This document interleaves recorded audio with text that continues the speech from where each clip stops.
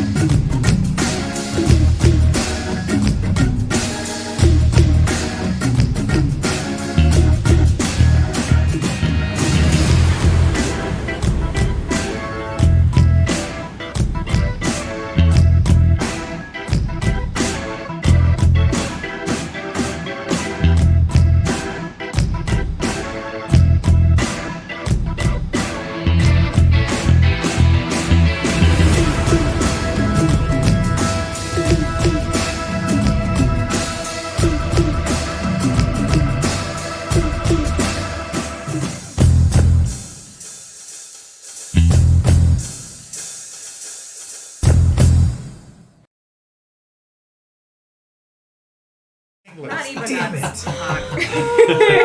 It'll come to you later, I'm sure. Oh boy. All right, everybody. In Chapter 62, Mercy Controversy, the party interrogated the sole remaining survivor of the Hunter Quintet, a calm and practical man by the name of Cleric, who valued his life enough to answer our questions plainly. His slain companions were more associates than friends, a group of Gentle Void regulars tasked with moving records from the Acqly River archives to Leopold's garrison. The business with the tortoise was merely an opportunistic sidetrack for Cleric and the others, which didn't exactly ease Safira or Graven's mind, but it did give some reason to believe that letting him go wouldn't result later on in targeted retribution against us, or the Acqly Elves. With great reluctance, we granted Cleric his freedom, but not before pressing him for details about the batch of Gentle Void favors that we'd been promised as a reward. Apparently one of the dead hunters had an interest in gaining access to the prison ward at Leopold's garrison, where her brother was locked up, but since that reunion was now out of the question, we mulled over what we might be able to do with this information. In gathering up any remaining valuables, we spared a moment to pay respects to the corpse of the giant tortoise. And Dalibor the Acqly Archer expressed his concern for what this might mean for the safety of the grove. As Safira mourned with him, the spirit of the tortoise rose from its body, filled with resentment that its time had come too soon. After rejecting Dalibor's offer to meet with the spiritual leaders of the grove, it turned its attention to the wild ordnance weapon, feelings of recognition swirling from an experience long past. The tortoise allowed its spirit to be contained in the bow, where it met with the wolf and the bear while giving Safira access to new abilities, and with that, it was time to return to the Acqly campsite. Their leader Ninke expressed his immense gratitude for our service to their cause, and in addition to our monetary compensation, we enjoyed the hospitality of the elves for our most secure night's rest since perhaps leaving Mukmu. Morning came and we headed due west to reconnect with the Acqly Grove road, still easily identifiable despite a constant bit of rainfall making our trek a muddy one.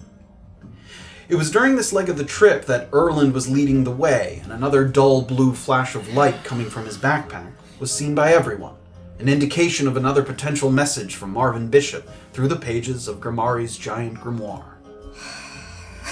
The writing this time was not as rushed, and Marvin surprised us by explaining that he had escaped his captors and wished to meet. The handwriting was undeniably his, but Erland worried that there were signs that he might be writing under duress. We debated the potential consequences of responding in a way that might lead these people to us, but it wasn't a chapter that we were willing to close just yet, so we used the stone to reveal our intent to head for Navikapura. A few hours passed, and it wasn't poor weather that eventually slowed us down, but a new settlement being built as a halfway point between Tuktu and Leopold's garrison. We were flagged down by Edgeman Hackett, whose workforce of compelled domestic halflings was having problems with their food stores being stolen by roaming axebeaks. Edgeman was willing to purchase rations at a premium price while he was waiting for another shipment, but despite his chipper demeanor, we got the impression that his laborers had additional complaints that they were unwilling or afraid to tell us.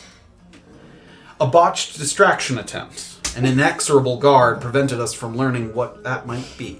But as Safira rode through the town, she managed to slip a note to one of the halflings, giving them an opportunity to signal for help if they needed it. As the rows of guards kept a careful eye on us, we waited for a response, and we wondered. Would freeing Cleric have any positive or adverse effects on our future dealings with the Gentle Void? Was it finally time to get a face-to-face with Marvin Bishop, even if it came with an unknown escort? And when a tortoise, a bear, and a wolf walk into a bow, what comes out on the other side? We find out now, on Chapter 63 of A Peek Beneath the Veil. That's a poop? Big poop. Those are big old dumps. Or little ones. She has a tortoise. Safira keeps her head low, and her eyes remain fixed on the halfling with the muddy, crumpled bit of parchment in his hand. With one last glance up and down the street at the nearest guard, He tilts his palm back just enough to scan the words on the page. After concealing the note once more, there's a long pause where he looks at no one. 1,000-yard stare of deep concentration. And when he finally looks up, it's not at Safira, but at Beezaura. And only for a brief moment before crumpling the paper and tossing it to the ground, where it's promptly covered by a shovelful of wet earth. The halflings continue about their business, and the slowing of your ride has prompted a guard stationed at a nearby dwelling to saunter over, not with malice, just with practiced monotony. Keep moving along, please. We need to keep this area clear for the carts. So be it. Thank you. Yeah. He returns to his post. You guys have a moment here where you're kind of riding between the buildings, close to each other. Rain's still falling a little bit. And you're watching the guards. Kind of one stationed at each dwelling, sometimes two if it looks like it's a larger place. You guys have a quiet moment here as you're kind of riding through. The sounds of mud being shoveled, sort of things being hammered into the ground, things being pulled up. There's a decent bit of noise that kind of, the din covers your passage through here for a moment. How obvious was Safira dropping the thing to us riding with her? To the people behind her it was. I think Orba and Beezaura were both riding behind her. I think you and Graven were riding in the front, so we'll say that Graven and Erland did not see that interaction. Great. They noticed that Safira slowed up for a moment. But we didn't see any. No, we didn't see that interaction take place. What are you doing? What have you done?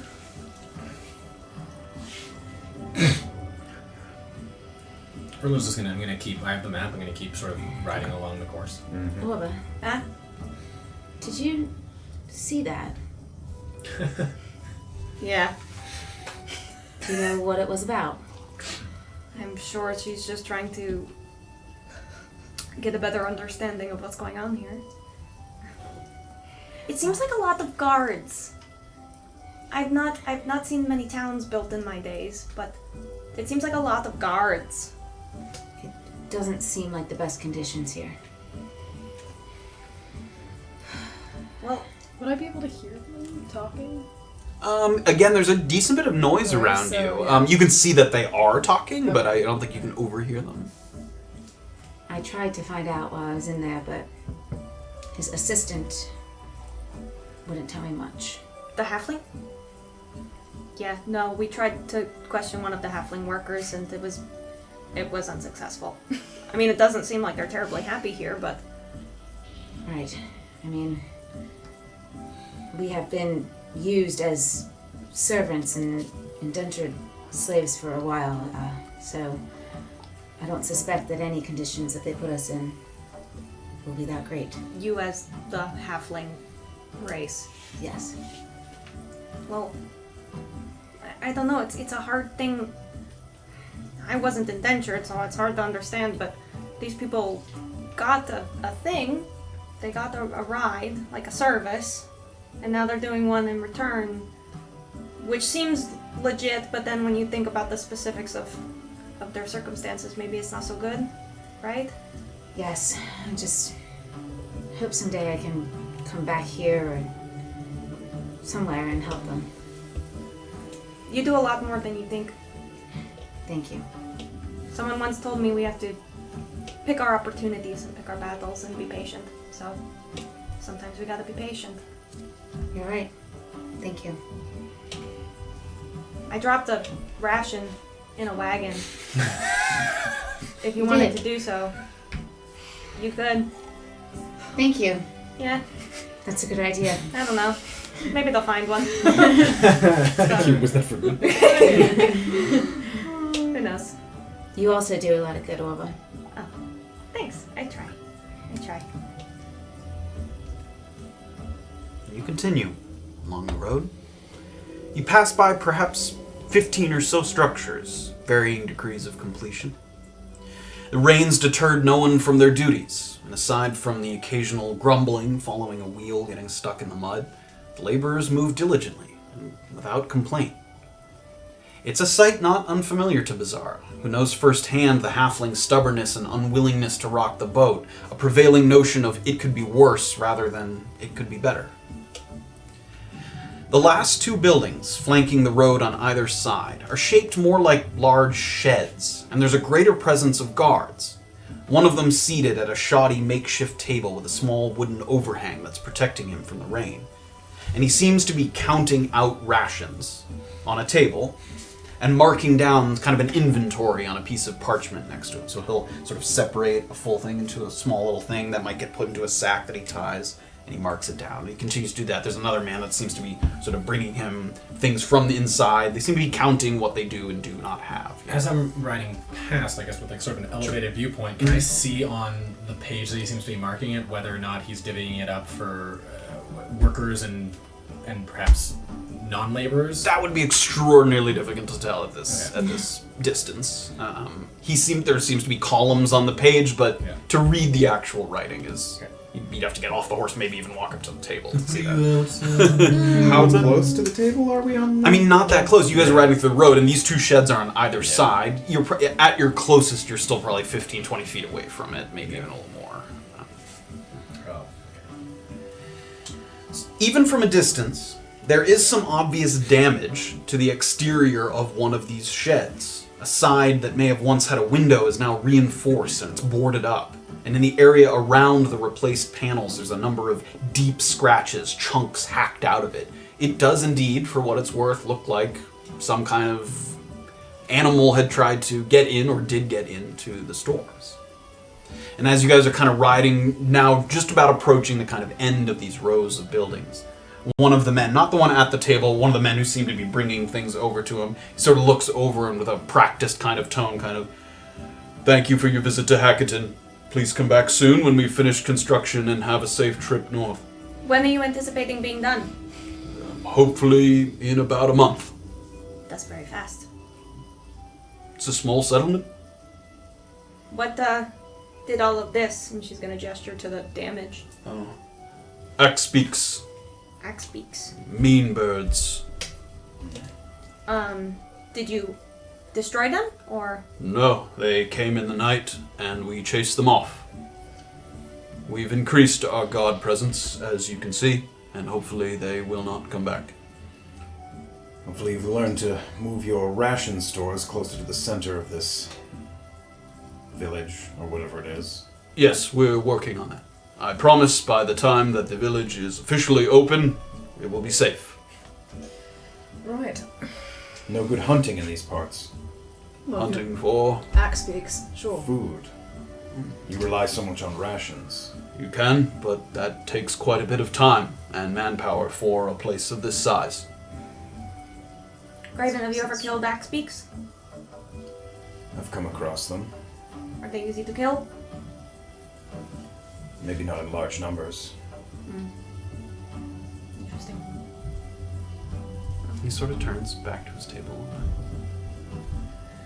And as the party is riding away, who's in the back there? So Graven and Erland were kind of in the front. Orba and Beezaura. Give me some perception checks, Orba. Oh, come on. Do not cough twice, I swear to God. Cost twice. Perception? 11. 13. 13. As the party's kind of riding away, the first three horses are kind of past the threshold of the town. And just as you're kind of getting past these last two sheds on these two rows, you catch sight of a halfling slipping around the far side of the shed. So now his back is to the shed, and it's on the other side from where the guards all were, sort of counting out the rations. And he kind of slips around the corner. It's not the one that Safira slipped a note to, but it's one that was nearby as that was happening. It's possible the halfling that Safira wrote to either told this one about the note, showed it to them, you're not sure. And he reaches into his pocket, and he takes something out, and he gives a couple quick looks, and with a very quick flick of the wrist, he tosses something that looks like a small stone. And it goes through the air, and it looks like the trajectory is pretty good for landing kind of about at the feet of your horses. But midway through the air, it looks like he had kind of put a piece of paper around it, but had nothing to tie or affix it. So as the rock kind of, the paper How- floats off. Okay. So it's about 20 feet away from you. He's about 50 feet. It made it about halfway, a little over halfway. And how far are we past the guard bridge? Well, past the sheds, you're just past the sheds. The guards are on the other side of the shed, maybe 50 feet back from you. Can I get out my crystal and cast Mage Hand down? Like, I'm trying to picture this scenery here. You guys are riding along, the sheds are here, and then the guards are on the other side. Okay, so if I cast Mage Hand so that it appears right next to the page, the paper, is that within sight for the guards? It's like, if this guy's like writing here, if he were to go like this, he could kind of see that, but he's not turned around at the moment. Okay. And you can see as soon as he kind of tosses it and saw that the note kind of came unfurled, he sort of tightens up a little bit, as if sort of noticing that his note didn't quite make it all the way there. Okay, Orba's gonna try and discreetly like keep her crystal in front of her since that's what's out of sight of the guards, and try to cast Mage Hand so that it appears next to the page. I'm gonna make eye contact with the guy and just be like, Which guy? The halfling? yeah, Sure. and just And the mage hand? And then I guess I'm going to quickly try to run it along the floor and like not pick it up. Okay. Yeah. Runs along the Not ground. drag it through the mud, just above the mud. I mean, it got in the mud a little bit, Yeah. but it's... But I'm not like Yeah. Just grabs it with the mud. Just goes. yeah, she just takes it and goes right in front of him. Yeah. So you're sort of dragging it Yeah. across the ground. Give me a stealth check. Of course. I knew it! Okay, stealth, here we go.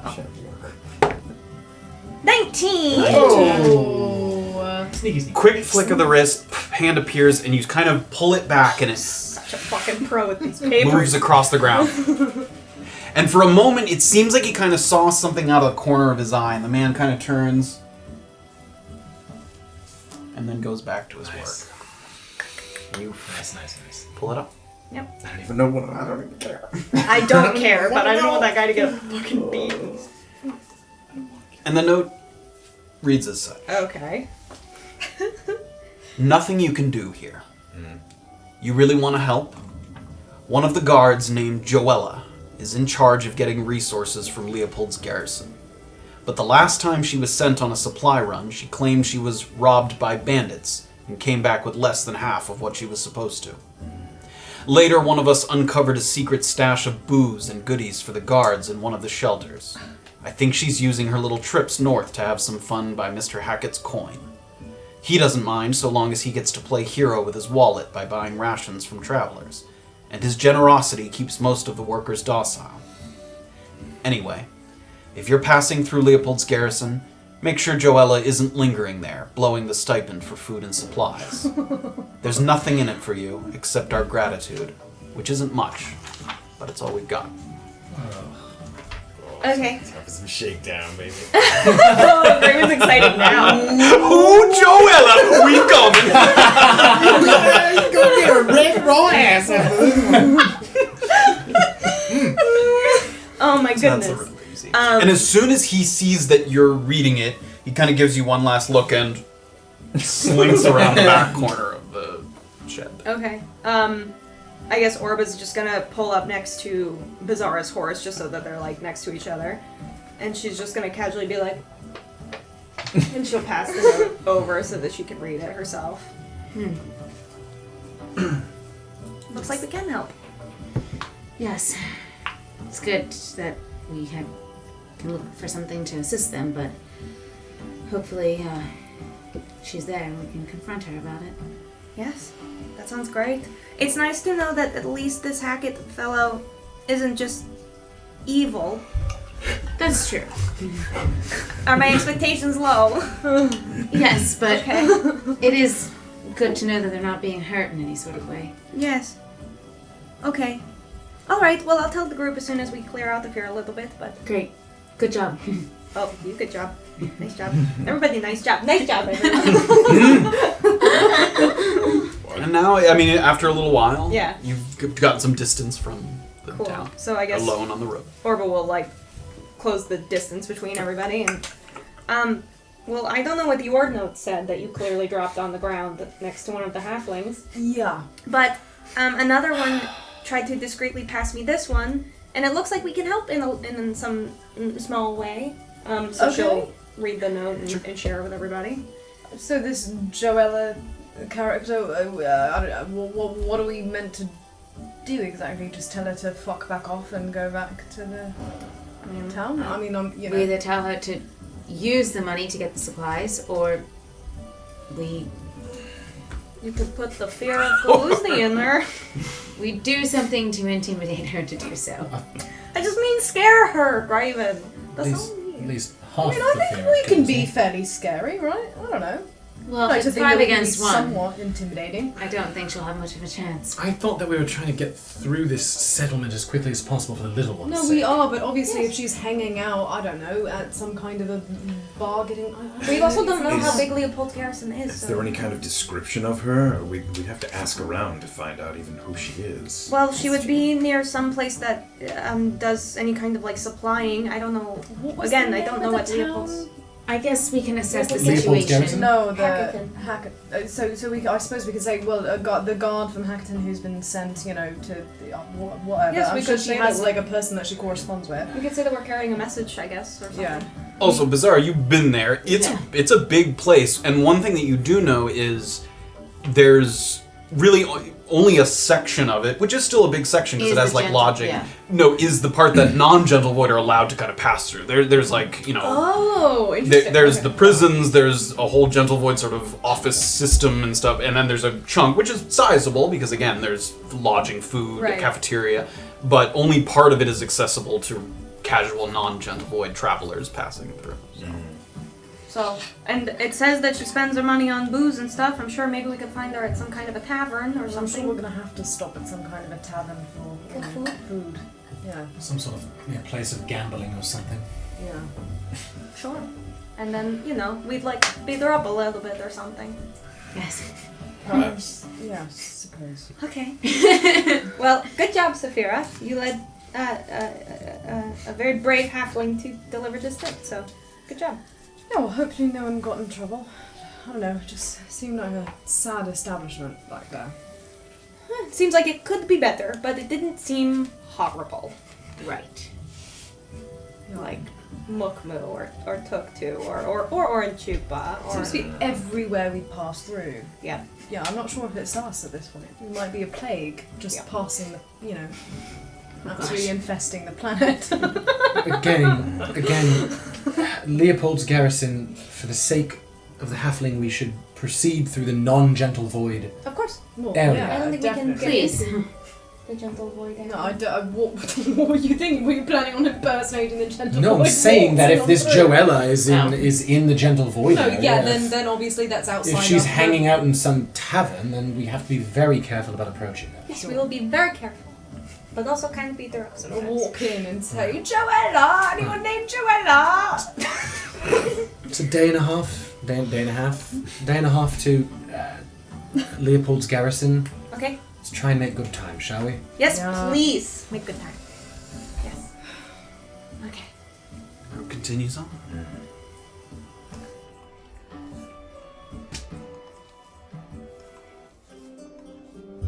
As you continue north, the showers have let up enough to allow streaks of sunlight to pour over this Middleland road.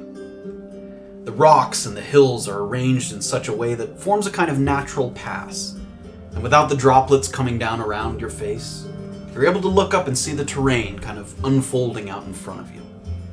A sense of vast openness, not felt since maybe the Shocky Mountains of Hills of Raventhorn. The outlines of Hackerton are long behind you, and the only sounds come from your companions riding beside you, giving everyone a chance to be alone for a moment with their thoughts. You feel that you'll look back on your expedition through the Acqly Grove as one of great volatility and loss, but also one of discovery and realization, especially when it comes to understanding how Erland and Graven came to be where they are now. Hours go by, and the scenery mostly repeats itself. A little dip in the landscape here, smattering of trees there, some birds flying west to east that, judging by their size, might be some kind of crane or heron. As with your approach to the town under construction, your sightlines forward are clear. So you're able to identify another small building down the road long before you get there. This time it's a single stone structure. 2 stories, but built partially into the hillside on your left, so that it actually looks smaller than it is. There's a pair of small tents out front, and a large banner hanging on one face of the building, all of them bearing a pattern of black and purple. The signs of the Broken Crown as you approach.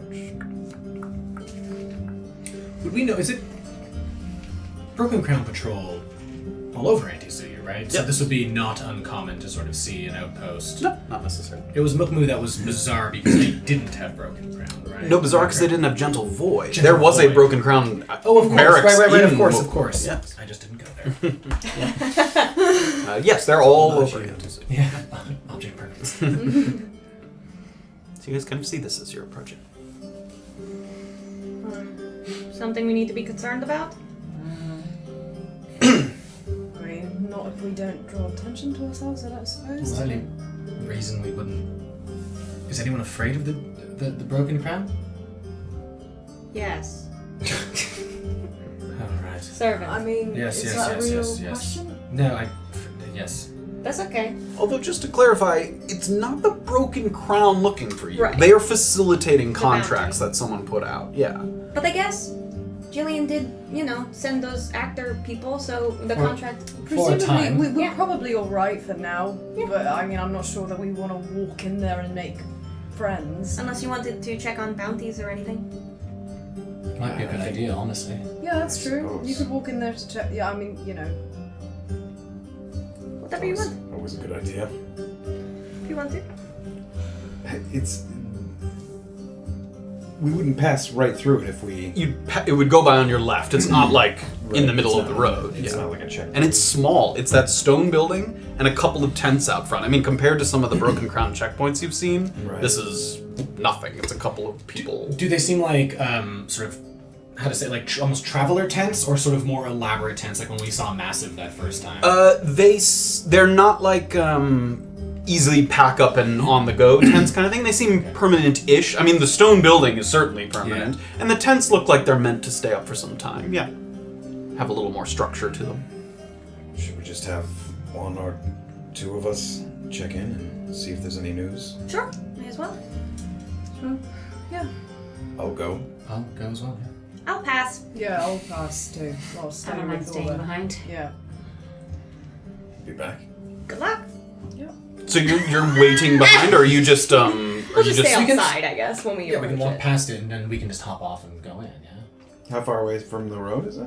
It's on the side of the Oh, road. I Yeah, see. you'd go past it if you were on Stop when we horseback. get there. I didn't realize. It's just like pull up, I mean, unless Graven's doing something else, or Pull up planning on to pulling No, I up was with asking for the yeah. other 3 people. Are you literally stopping and waiting for them to get there, or are you just riding No, behind we'll just them? ride behind them. Okay, so just riding a distance behind. Sure. Okay. Right. So as Erland and Graven get a little bit closer, for a while you see no people. There's no one outside the tent or outside the building. No movement at all, other than a kind of gentle flapping of the flags atop the tents. But then a man slowly emerges from the closer of the 2 tents. He's not terribly old, perhaps in his 40s, but he uses a cane to aid his clearly labored walking. He's thin, almost sickly thin, and his Broken Crown Ranger's gear hangs awkwardly in his body in places, almost like at one time he filled it out but now no longer does. By the time he reaches a stool that's been placed just 5-10 feet away from the tent, sort of, he's already visibly winded. And when he removes his Barbute-style leather helmet, you can see him kind of close his eyes and take a couple of deep breaths, kind of. Are you all right, sir? You haven't quite gotten there yet. Oh, But you can think that in your head. is he all right? Is he alright, sir? Is that Sir? Is that Sir alright? No, I'm the sir. Talking myself. His long, wavy hair is pulled back into a bun, and he's kind of scratching at a full beard. Looking off into the distance more so than in any particular direction. He doesn't seem like he came out to kind of watch the road, just to sit and look. In seeing his half-elf features, you put together the pieces, and it dawns on you that the familiarity you feel is clashing with the image of this man that's burned into your brain. One of vines affixed to his body and slithering down his throat in the creeping ravine. Graven doesn't recognize him, but Erland sees the face of Dubrovko Magamet's brother, Amari, that you helped rescue in exchange for passage through the Broken Crown checkpoint outside of Orange. I didn't prep creeping ravines. Wow. Oh man. What a callback. And suddenly his physical limitations seem not like a man in decline, but actually like a man in recovery. Oh gosh. He places his palm on his thigh to kind of straighten his posture a bit. And he holds that position for a few moments to kind of see if he can rest there, but then relaxes back into a hunched position. A little look of frustration worn on his face. So Erland, you see him, and Graven's kind of coming up. You don't really recognize him at all. We got his name. What the hell was Billy's name again? Dubrovko, Ravi. Ravi, that's right. Dubrovko's his full name. Did we ever get Amari's name? You at the did. time? We did? Okay, cool. Yes. I don't even think I met Dubrovko. You'd No, never you were either. super okay, so as we're riding, do I have a second Yeah, to right. talk to Graven? as we're You riding? haven't quite. You're still a couple hundred feet off, probably. I mean, maybe not quite that. 150 feet off. We know this man, Goliath. His name's Amari Magamet. Magamat. Damn it. His name's Amari Magamat. He's the Broken Crown soldier we rescued from the creeping ravine while you were unconscious. Ravi Dubrovko was his brother. Right. He seems like he's healed in some way. And I imagine he would be delighted to see an old friend. Yes. Certainly would be. I don't know if he has anything for us, but An ally, for once. perhaps. That's what I'm saying. And the three of you notice that Erland has kind of pulled up a little bit to have a quick conversation with Graven. I mean, you guys are back a little bit, but you see that kind of happen. You have not been able to yet see Amari's face. What do you think? Problem or not problem? Can I take out my spyglass and get a better look at? Sure. Okay. Give me a perception check.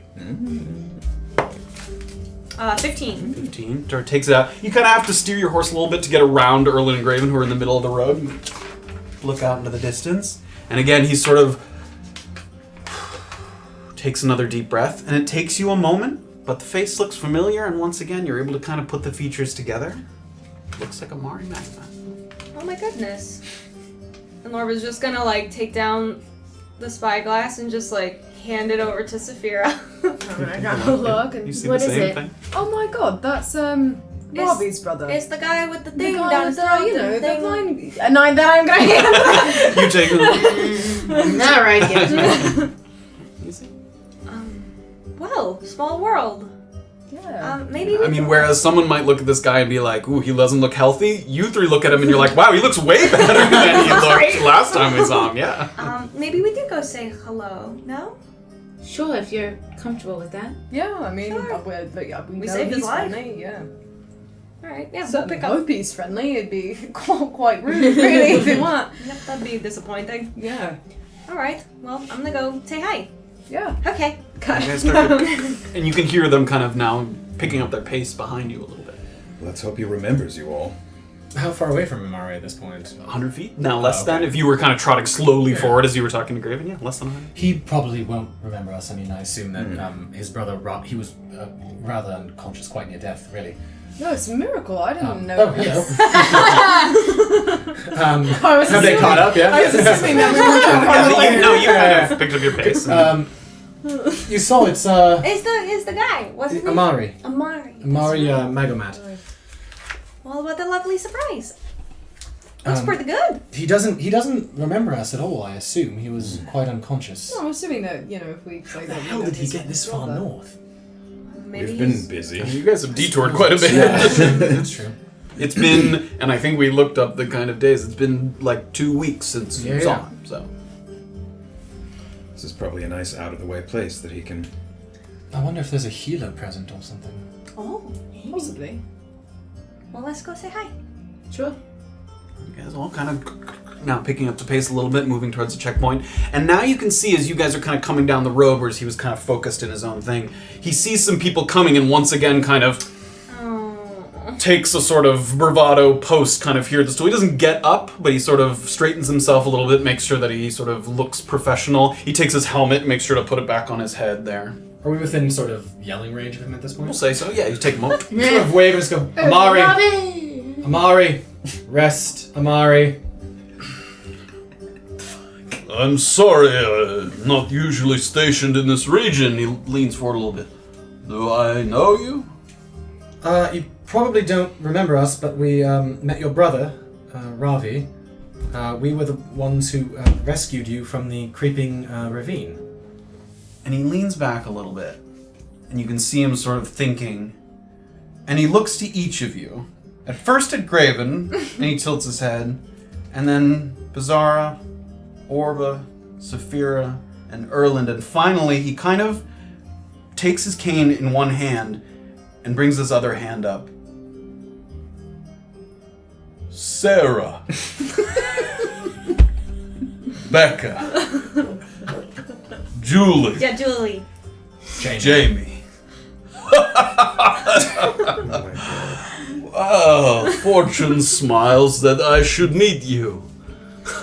You have a good memory, sir. My brother says without your help I might be fertilizer right now. Oh. A better rescue than the one we attempted earlier that day. Is Ravi here? No. Please, come, we will speak. He sort of motions. I mean, there isn't really stools, but there's like little around these tents you can stand around. Again, you don't see anyone else at this point. He's stationed alone, as far as you can tell at this point.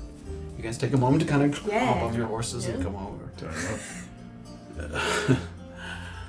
Well, Ravi spoke very highly of you, even if your names were a point of contention.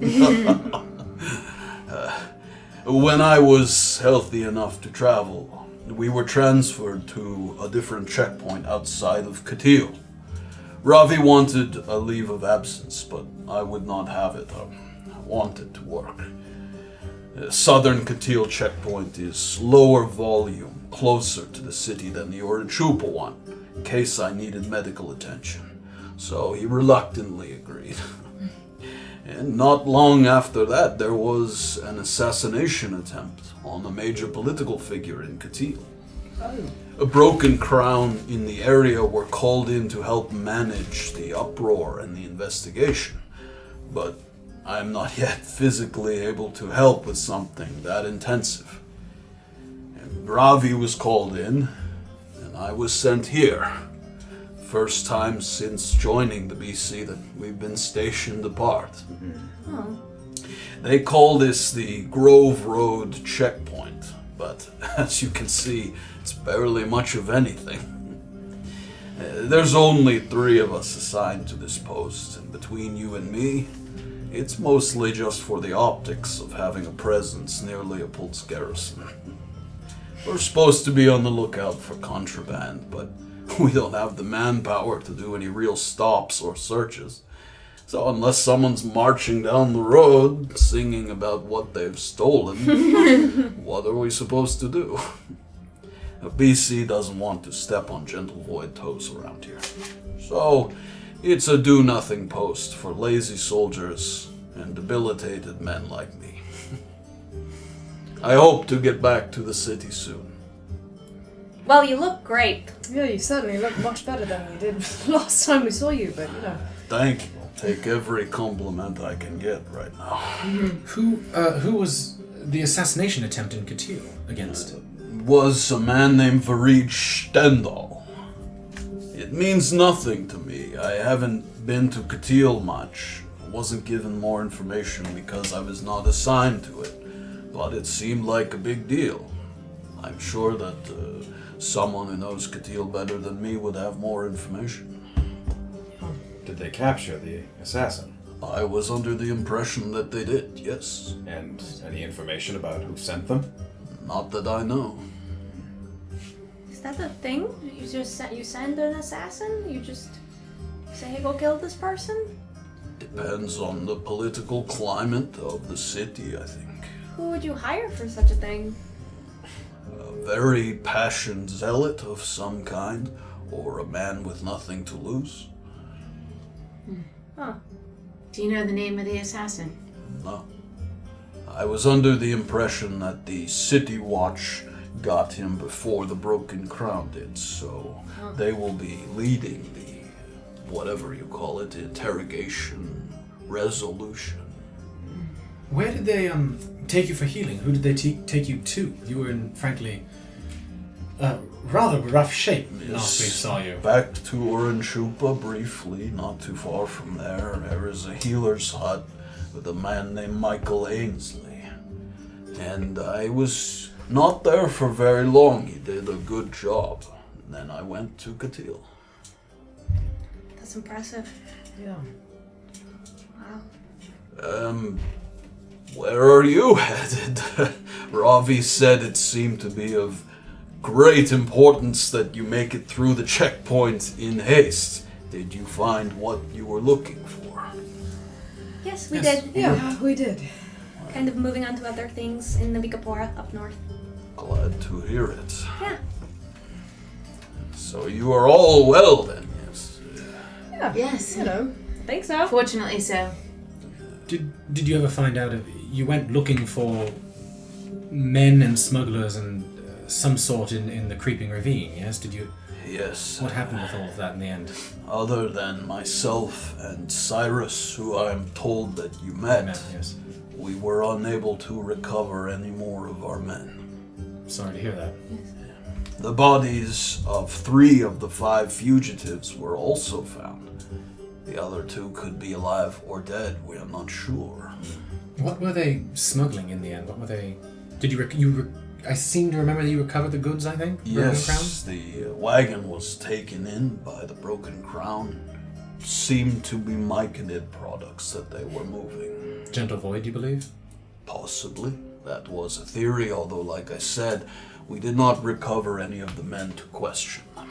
Right. Remind me, were they trying to get into Oranchupa or were they trying to leave it? They were trying to leave it. Huh. What does Broken Crown has no interest in the Myconid trade? What do they do with seized goods? Do they destroy it? Do they? Sometimes they are destroyed. Sometimes they are sold to recoup the costs for the Broken Crown's expenses. So they stop the selling of the Myconid products, seize the products, and then sell the Myconid products. We don't stop the selling of the Myconid products. That is up for local governments to decide. We, at our checkpoints, are given orders based on the region. Oranchupa, Mukmu, Tukchu, they all have agreements on what you are and are not allowed to move in and out of their cities. We enforce these things. That way we make sure that the governments do not jump down each other's throats. Mediators, mostly the Broken Crown at this point. Neutral parties. Yes. So it was Oranchupa that wanted you to seize any Myconid products. Yes, I believe that order came from them. From Polnik, perhaps? Yes. Interesting. Have you interacted at all with a retired member of the Broken Crown, named Lieutenant Colonel Massif at all? Yes, I know him. You know him? Yes, personally. Where is he right now? Do you have any idea? Retired. Oh yes, I know he's retired, but he was in Oranchupa for a time, I believe. That might be true. I did not keep in touch. Oh, you haven't seen him recently. Lieutenant Colonel Massif was who recruited my brother and I to the Broken Crown. Oh, wow. How under Small what world. circumstances? During the war, they were looking for men inside of Pachacamo, which is where we're from, to act as spies, for lack of a better word. We had no loyalty to the crown, so we took the job. Why is someone presently retired with the Broken Crown seem to be still so present at Broken Crown checkpoints, still wearing regalia, still... You'd have to ask him. I do know that Lieutenant Colonel Massif has a very loyal following. Seems that way, yes. Even if he was not strictly a part of the Broken Crown, there are many men who would still follow his orders. Is that terribly common? Common? No, but when you win a war, you gain a lot of respect that way. So Not that he did it by himself, of course. Sure. it might not even be frowned upon by current heads in the Broken Crown. I'm sure there are some who don't like that he's still sticking his nose in their business. My history of Anti-Suyu is a little rough in certain points. Did the Lieutenant Colonel Massive fight for Lord Pachacamac? Did he fight on... No, the Broken Crown was created as a united force against the Empire. Probably the largest singular force against the Empire.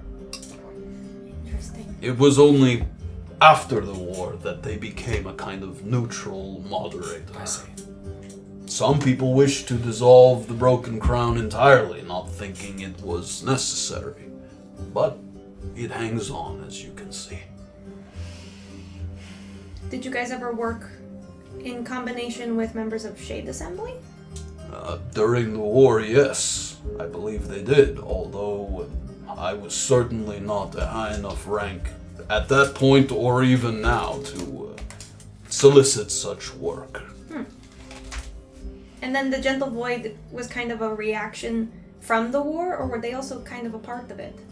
Mostly they came to power after the war. Power, if you want to call it that. They were originally mostly a conglomeration of trade guilds and merchant guilds who felt that strict local government regulations were making it hard to make a living in certain areas.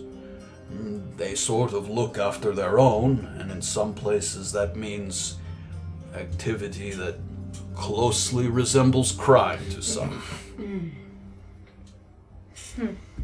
How familiar are you with, obviously I assume you know Leopold's garrison fairly well, but how familiar are you with Navikapura?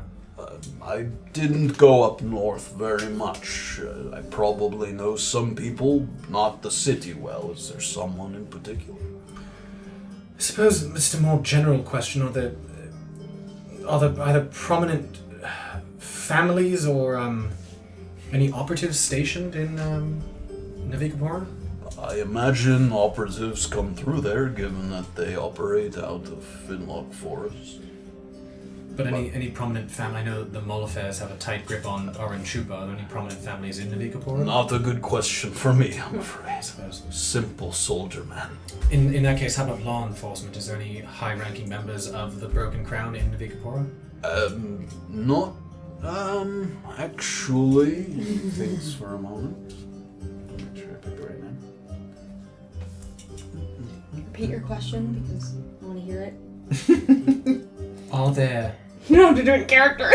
Are there any high-ranking members of the Broken Crown within the walls of the city, The northern Navika, city. the northern city of Navikapura? Do it more slowly. Wow. Really enjoyed that. Thank you. That was my speed, so that was perfect. I believe that Lieutenant Colonel Warber is stationed up there. What sort of I suppose what sort of this is a human? Or? Yes. What sort of person is Lieutenant Colonel Warber? I never served under Lieutenant Colonel Warber.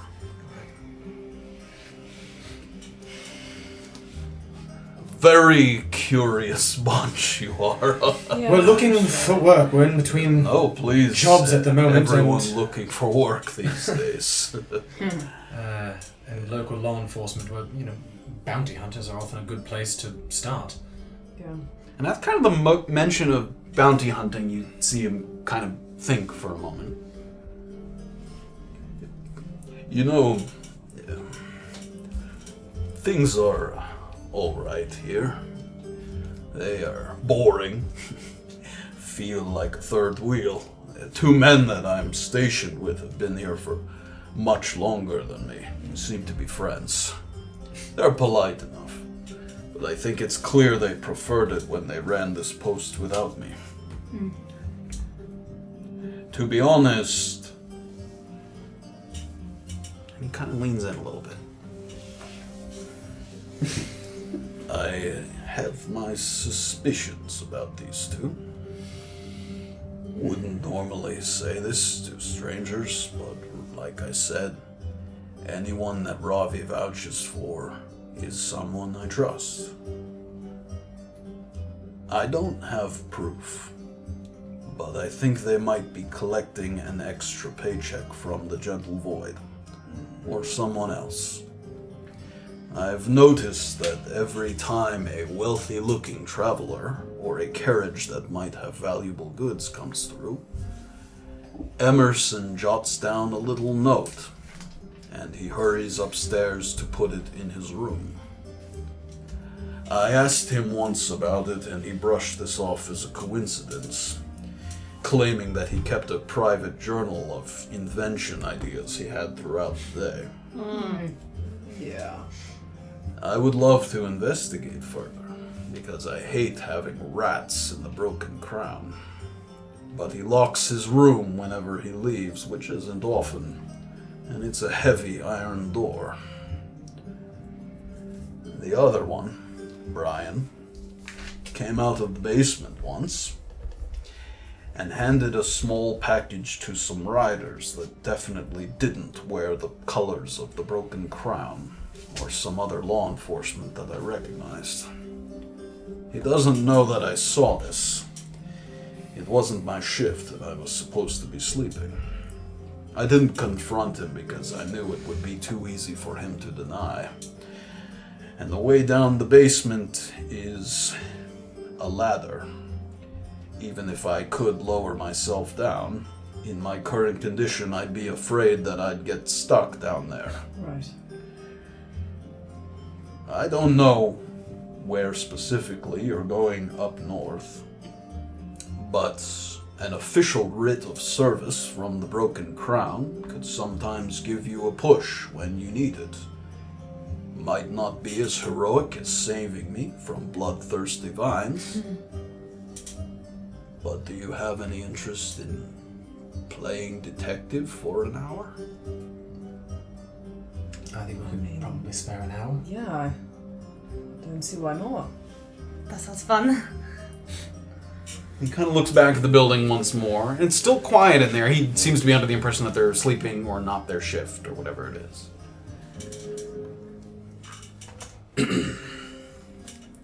I think I've got a way to get the boys away for a bit. Probably won't be long, maybe 20 minutes or so, maybe 30. The way I see it, I'd split you into 2 groups.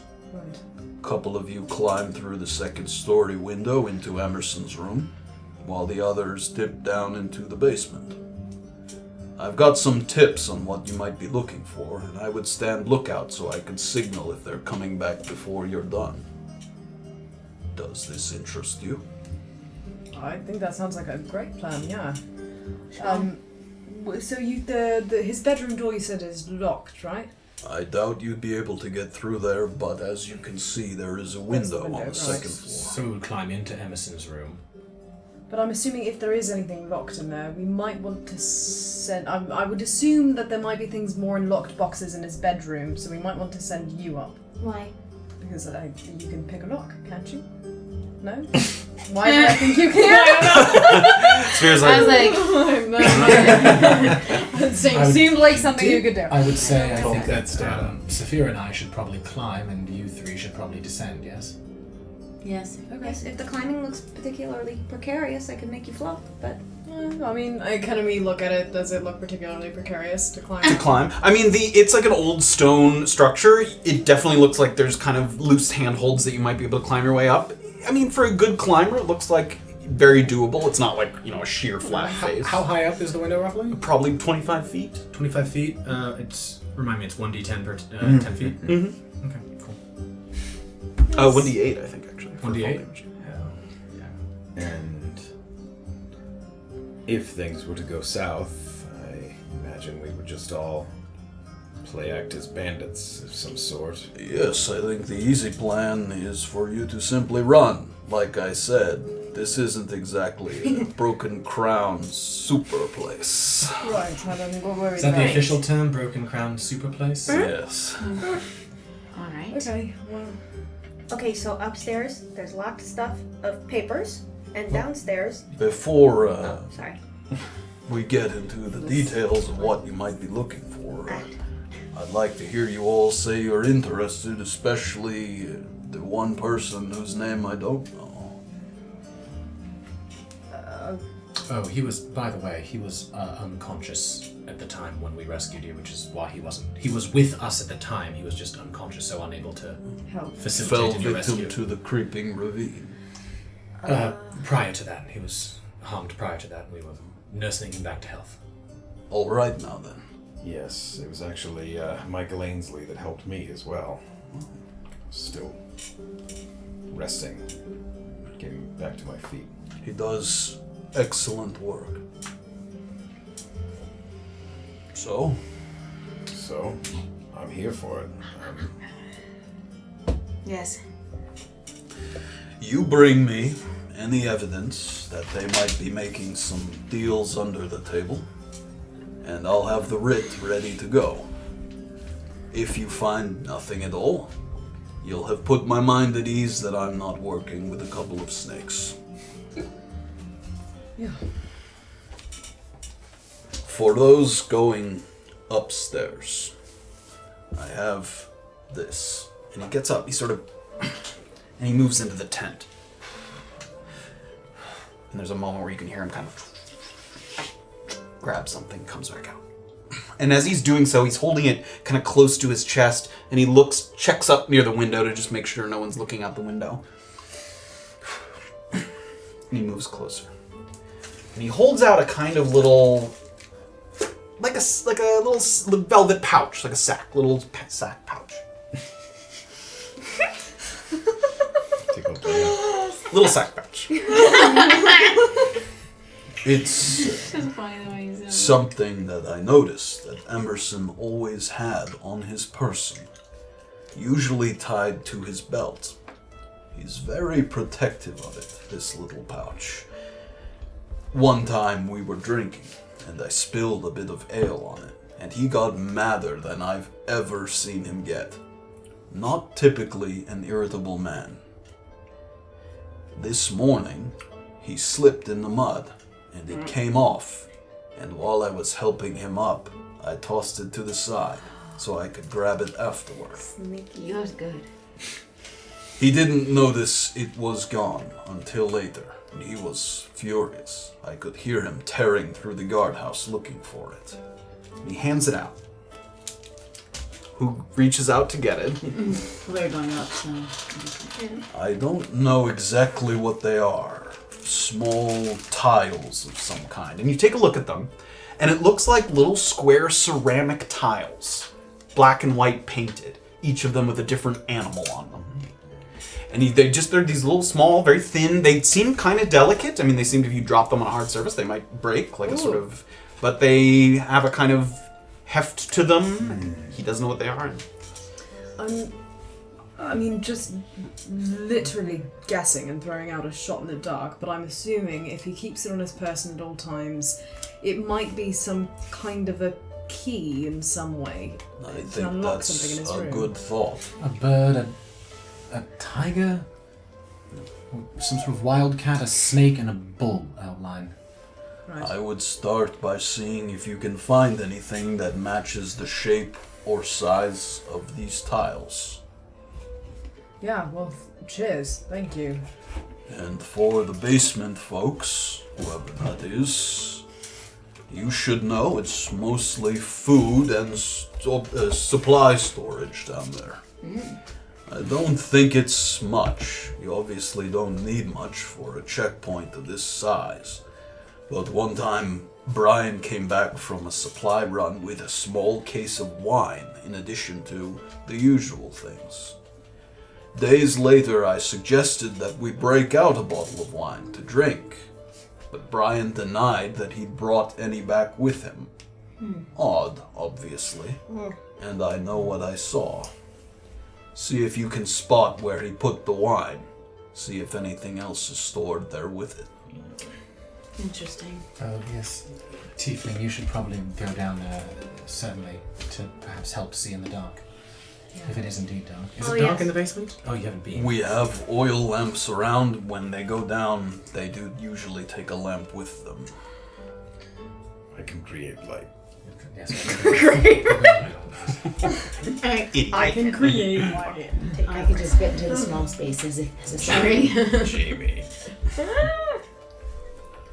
Okay. So, who's going where? I believe the three of us will go down in the I basement. think we're going. We'll climb up top. Right.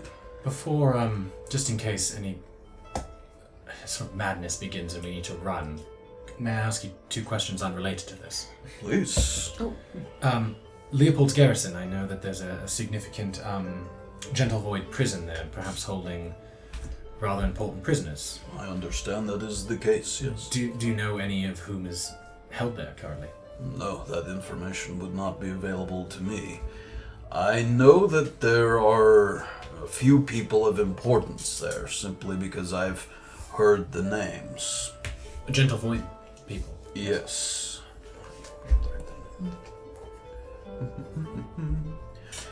Captain Autry is officially the captain of the garrison, but I understand that you're not likely to see him unless you are Gentle Void. The 3 others that hold high posts at Leopold's garrison are Warden Sherv, who's in charge of the prison, Sansa Doddle, who doles out contract work, and Bill Wentz, who they call the leader of mundane services, lodging, food. He oversees this, non-Gentle Void related. Who was the warden again one more time? Warden Sherv. Sure.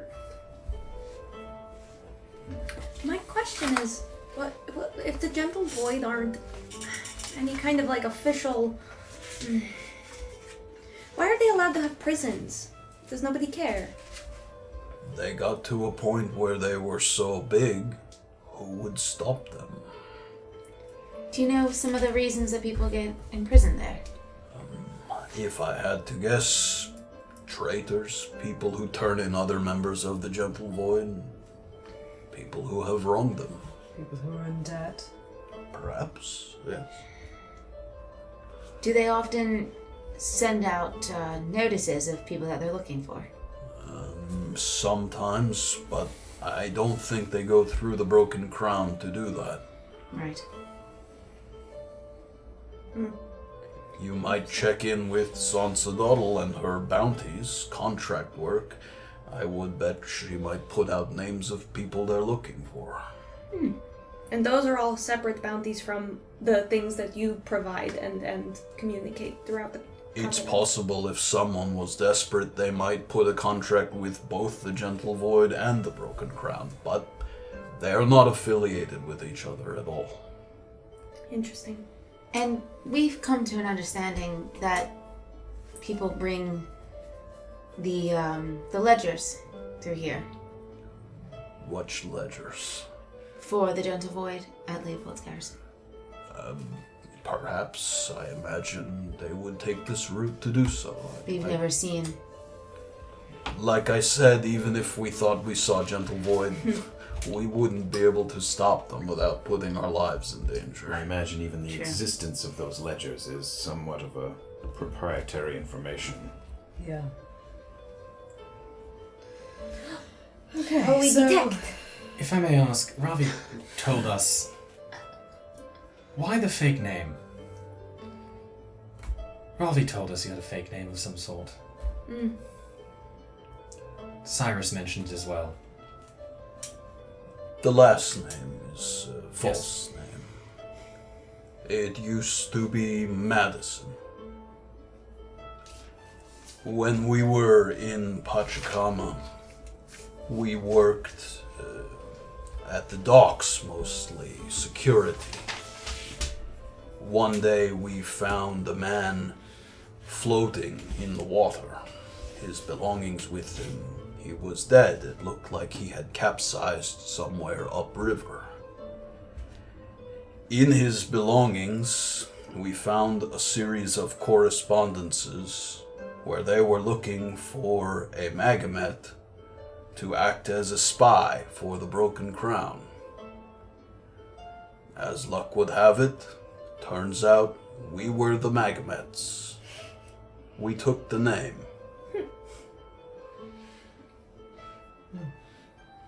I'm sorry, can you explain that further? I didn't fully understand that. These letters for these Magamets that were supposedly spying for the Broken Crown came to Pachacama. This guy had been killed or capsized. They wanted the job. They wanted that job, and they wanted out of Pachacama, so they said, "We're the Magamets." Oh, we'll so this work guy was for you." pretending to be. I see. The brothers. Yeah. Yes, Ravi and Amari henceforth said, For a "You know what? Gentile." We're the Magamets." And you It's close never enough to the Magamet. you never bumped into people looking for the Magamets, the spies. It is possible that they died. I don't know. Do you try to steer clear of Pachacama these days? I haven't been back there in some time. Does that seem to be a truthful story, or a story that they have told perhaps You mean that's regularly to ward off And if it questions? wasn't true. It's a cool story. Right. 22. 22. As he's telling it, there are hesitations, and he has this kind of... There's a deep-rooted, with him and his brother, sort of code of honor. And as people who helped his brother and saved his life, you can tell that he doesn't tell this story to everybody. It's not practiced, and it seems true. If you tell anyone this, I will deny it. We won't. We won't tell anyone, sir. Well, We ready? we're ready. So, do you see that tent over there? He points to it. The other tent. The one he didn't come out of. Inside there, we have a basin of fresh water that needs to be refilled every couple of days. There's a brook near here to the west, where Emerson and Brian go to fill it. A task that I am useless for. I'm going to accidentally knock it over and ask that they refill it, which should hopefully take something like 20 or 30 minutes, if I've guessed based on how long it's taken them before. Don't take anything other than the evidence you find, and try to put everything back where you found it. I need to maintain some level of deniability if it's going to be a little while before I can report my findings. Right. Sure. Tie up your horses out of sight, and as soon as they are gone with the basin, I will signal to you. Okay. Right. What? And you said you'd signal if they came back and we were not gone? Yes, I'll try to make a loud whistle. Okay. Okay. Whistle it is. Hopefully we can hear that below. I would try to leave the hatch open so you do hear it. Okay. Sure. Good idea. Leave the hatch open. As soon as they go down. That'd be me. I'm gonna close it. And I would do similarly with the window on the Right, second yeah. floor. I got it. Let's do it. All right. Ready? Yeah. Okay. Alright. He sort of motions to the side. You guys take your horses and move off a little bit. So you guys take them off to the side a little bit. Find a spot to kind of tie up the horses, maybe 100 or so feet off the road a little bit, through the trees a little bit. I mean, it's pretty open here, but they'd have to go out of their way to look for it if they were looking for horses or some signs of people. And you guys kind of have a moment here alone while you wait for him to kind of get himself set and get ready to sort of do his little act. So you guys have tied up the horses and you're kind of waiting, and you can peek through and see his tent just sort of off in the distance. Not to be rude, are we doing this for any sort of reward? Or are we just helping him Well, again? he said that he would give us a writ. That's true. I mean, so it could be that could really help us, pass through some areas. Honestly, if Between it a might sack full hurt. of, I'm sorry. between a sack full of gentle void fairies and a broken crown or writ, it's good to It's have going to be good. It's gonna both be easy sides to of the get. law on our side. Yeah, And true. this is from as you went to the Broken Ground checkpoint before. Remember, they were like certain contracts not available to just anybody. Something like that might give you access to stuff like that. Yeah. Yeah. And I wouldn't have to exchange it. I'd just be like, look at this. can see You've it, heard but of them you before. can't have it. Being from Antisu, you've both heard of them before. They usually last for a duration. They have a date. Okay. They're like it's a letter that says 30 days from the date of this letter or something. Clean up. Alright. Give me everything So a job. it usually lasts for a duration of time. I wonder if I should leave our shields and armor and weapons behind for the sake of speed and Yes. quietness. Definitely leave the shield. I imagine, Anything as we said, particularly clanky and loud. right, and I don't think that we're looking for a fight here. We're just running No, if things I go mean- awry. So Yeah. Alright. I'm not particularly worried about these, two guys either. So. I mean, I'm not, You're not gonna murder them. I'm not planning on shooting them in the face. So I'll start to take off my. Okay. Take off What your are you shield. leaving? What are you? Yeah, to let me know what you're sort of leaving behind. What you're. gosh. Mace, scale mail, and shield. Okay. Ooh. Naked Magic. I'm gonna leave my So no armor, No but armor, no you shields. take your relic with you Just to relic, cast spells. Yeah. I'm gonna take my flail. Okay. I can keep it on me. Yeah. And Yeah, I'm belt. gonna leave my shield though. Okay. behind. Keeping your armor on. Yeah. Okay. It's chain. I would say that you know this mechanically as also as players. The sort of threshold for stealth is lower when you don't have armor on. If you have armor, it's easier to move about stealthily, quickly, quietly. Wherever you want. But it is also less protection. It's like after he takes it all off, he's gonna give it a few springy steps. Yeah. Do a T pose. Alright, I'll leave my armor. I'll just take my flail. Okay. What's up to you? Orba's taking everything. Taking everything. I'm only in light No armor on. I think, It's leather. Just got your knapsack. Got a bag like this. Taking I both think I'm bows, gonna- one bow, just your saber. What are you taking? I'm probably gonna leave my weapons. I think with my horse. All three of them. Yeah. Okay. Right now I have my quarterstaff and nunchaku on me. Would leaving one of them behind make moving around a little easier? Perhaps, yeah. Especially the quarterstaff. Yeah, which is I'll significantly leave the yeah. quarterstaff. The nunchaku can be folded and tucked pretty I'll leave the easily. quarterstaff with the horse. Yep. Okay. Question. If I took my armor off, does that mean I still have my jacket on though? It would be visible, gosh! but yes. We all know We all about know it. about That's it. true. We don't know what's in it. Okay, well I'm keeping that on. Yeah, I mean you Yeah, have a we little all device know sort that Oh, okay, of attached to your chest there. Great. Okay. So It's not like you suddenly have Myconus brooding out of your legitimately, back. does anything in it look overtly like Myconid extract? No. No, definitely not. Cool. No, it looks like a device that you've never Yeah. seen before. Yeah, I'm sort of strapped to her, but here it is. looks real Did you cool. say that?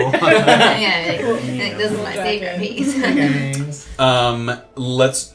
Oh, I don't have it. Do you know what your ACs and stuff are without all your stuff? Pretty sure, yeah. You have your own sheet. Beezaura, when you're not wearing shield or chainmail, your AC is 12. Oh! Minus Well, get on my level, bitch. 10 without my stuff, Oh yeah. my goodness. You're not made I'm of steel? huge. Wait, guys, do I have the highest AC right now? Well, I'm sure you do. 16. Well, I'm just gonna cast Mage Armor. golly gee whiz. We're not looking for a fight here. I know we're not looking for one, but if one finds us, then we're out of luck. Let's do it! So you guys get baby, in and out. And you look over to where Amari is now sort of seems to be I like this. starting his act. It takes a moment. He kind of stands up. You are Wait, we're not. pretty far away. Yeah. You can can quietly definitely- think good luck to him. Yeah. And he takes a slow kind of meander over to the other 10. And as he gets over there, he kind of, just in case anyone's kind of watching, makes a show of kind of... And he puts his cane up against the side of the basin. And in a kind of like needing a rest, he sits on the edge of the basin, kind of... Oh. And he gives kind of a subtle look back and forth. Oh my god. And then he starts to rock a little bit. We're all taking performance check notes. We're like, that's good. That's a good move. That's a good move. And with one more rock forward, you can see him kind of lift his feet up a little bit. So as he rocks forward, the whole basin... And the water, you can see it kind of spill out of the tent and into the road a little bit. It's a pretty sizable basin. So a good bit of water kind of goes splashing out. Gosh. And you see him kind of sit on the ground there, a little dazed. Emerson! And there's no response for a moment. Brian! Emerson! And after a moment, you see the second story window kind of open up a little bit, and a hand kind of goes out, and a human man, wearing not armor, but sort of a black and purple striped like tunic of the Broken Crown, sort of reaches out, and he's rubbing his eyes. You can tell that as it wasn't his shift, sleeping, so he opens the thing, rubbing his eyes a little bit, and he looks out. Oh, fuck, Amari! I'll be right down! And he closes the window, and there's a moment, and Amari kind of sits there in the mud, kind of with a soaked outfit. And he waits. Can I say to the group, seeing all the mud? Mm-hmm. As we walk, try and avoid stepping in the water and the mud so that we don't track anything inside. And there's a moment, a pause, and then the front door opens. And you see Emerson kind of come out. Oh, come on. And he goes over and he kind of grabs him underneath the arms and lifts him up a little bit. I know. Nice guy. I'm sorry. I was looking for a rest and I fell. It's fine. You spilled all the water, Amari. Come on. He kind of looks at the thing. I know. If I could refill it, I would. And Emerson kind of looks at the base, kind of shakes it a little bit. And you can kind of hear, and he's appealing to him a little bit. I tell you what. You refill it, and I'll take an hour from your shift. We call it even. And you see Emerson sort of, all right, fine. And he comes in, and he goes into the tent, and he grabs a bucket, not the basin. 2 buckets. He sort of pries them apart, and he has them. And Amari stops him. You're not going to take Brian. Much easier to take the basin. Brian will be useless, sleeping off a hangover. I'll be back. Brian. And you see Emerson start to move off across the road toward where he said where the brook kind of was, where they fill up these things. And you see Amari sort of stand and think for a moment. And he watches Emerson sort of disappear. And you see him get up for a moment, and before he signals to you guys, he kind of goes over to the door, opens it up, and looks inside. Closes it. Seems satisfied with whatever he saw. Might be dead, sleeping, just completely out cold. And he wanders back. Oh, God. And he signals to everyone. So, Yes. did we get eyes on the basin? Yes, sure. Does it look like the 2 buckets that he took is going to be enough to fill that? Or does it look like that's something that he's going to have to take multiple trips with the buckets? It looks like a temporary measure. Sort of because Brian wasn't available to help him carry the basin, he's like, I'll fill a couple of buckets for now. Okay. So, no, it does not like those 2 buckets would fill the basin. And we But saw you don't that know for only- sure that he'd make multiple Yeah. trips. Right. And we saw that only one person went, not 2. Right. Yes, you saw Emerson with 2 buckets. You don't know it's Emerson, but one of the men with 2 buckets. And we're going presumably into Emerson's room who left. We're Yes. going into the room with the guy Second upstairs. floor. Yeah, you saw him peek out the Yeah, window, dude. come back in. Yes. And so the guy sleeping seems to be on the lower On the first floor. floor. We're there. Yes. Okay, great. We'll be fine. Good thing you guys took off your shit. Any signals to you guys? Making your way over. Kind of come in, and he kind of calls you in really quick. He has you kind of duck around the far side of the tent away from where Emerson was headed. I was not able to get Brian away, but he is sleeping. Very bad hangover. If you're quiet, we should be all right. Do we still have enough time? Yes, I think so. Okay, whistle. All right. Here we go. Thank you. Good luck. He sort of comes back out. He takes the stool that he was sitting on when you guys first rode up, and he goes a little further out into the road and puts it down and sits on it to kind of give himself a better view of where Emerson might be coming back from any direction as he sort of makes his approach the other way. Yes. Oh, you looked like you were going to say something, but never mind. Disdain. That was Yes. disdain. All right. You guys split into two groups. Beezaura, Graven, and Orba headed down to the basement. Erland and Safira headed up to the second floor. We're going to take a short break and come back. Maybe no. I need sustenance before we're about to do all this. Becca's gotta be sick. It's gonna be stressful. Becca! We'll come back for a little Becca, intrigue and heist action as we sort of figure out what these guys might be up to here at the Broken Crown checkpoint. And Don't take Don't anything say he their says. real names. Okay, Arlen. They changed their names whether or not they were delighted. he also, you got the impression that he knew knows. those weren't Yeah. names. Yeah, he wasn't like, oh, you're definitely Sarah. yeah, Becca, Yeah. Sarah, So that's where we'll pick it up right after a short break. Thank you guys so much for joining us, Awesome. and we'll see how well this goes when we come back. Poorly for sure. Why you Tabletop. set us up for this? We'll be right back. For Yes. anybody who is new, we do a recap of every episode. So last week's episode has a recap, and we put it in the break video. It's 5 minutes into the break video. If you want to stay and check it out, it'll get you kind of up to speed on what happened last week. That's all I've got. Okay. That's it. Awesome. We'll see you guys on the other side. Bye. Yeah.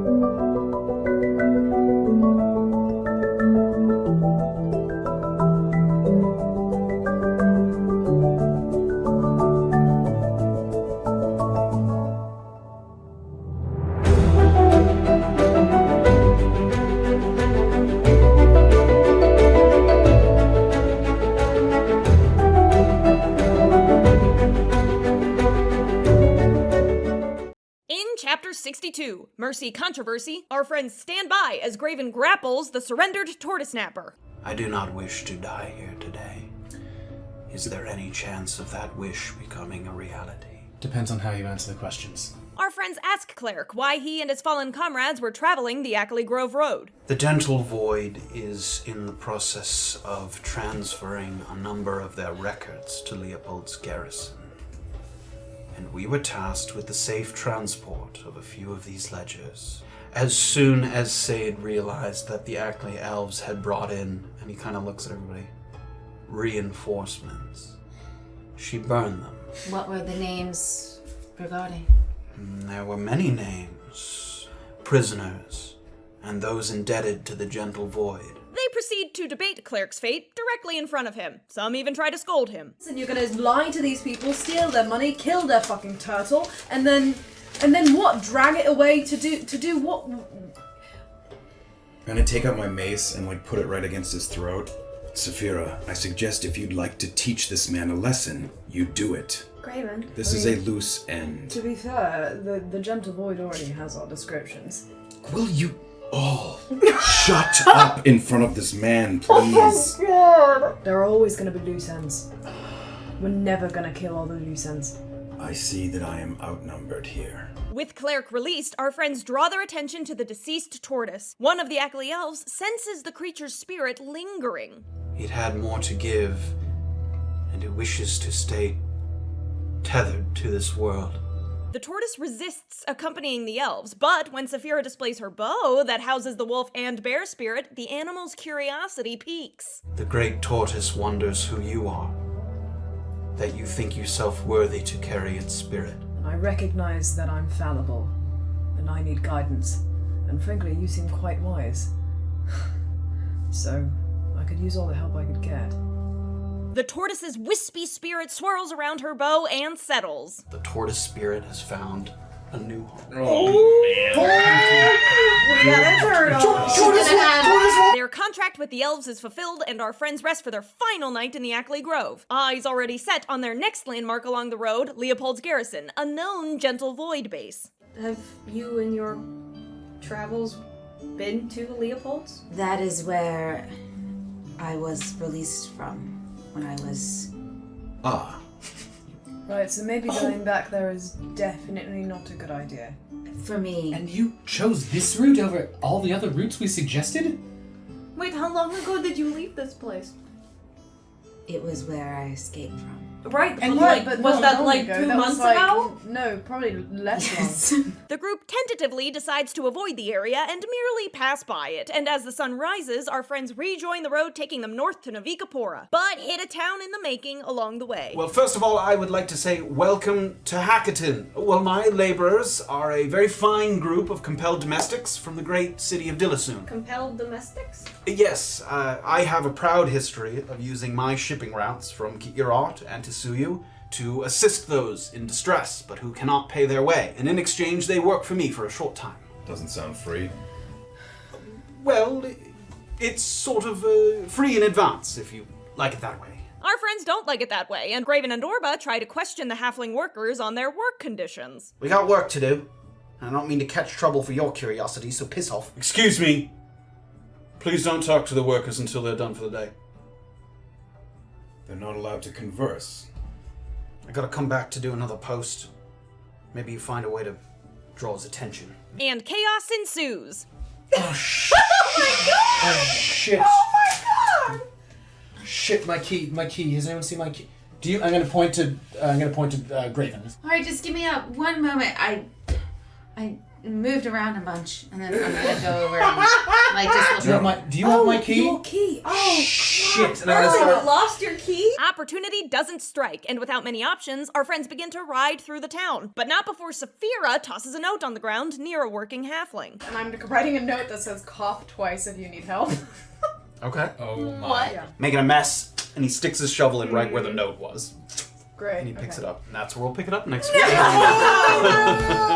Will curiosity kill the party? Does Leopold's garrison spell doom for our brave halfling? Is the definition of stupidity executing the same distraction strategy over and over again and expecting a different result? Find out next time on Tabletop Notch.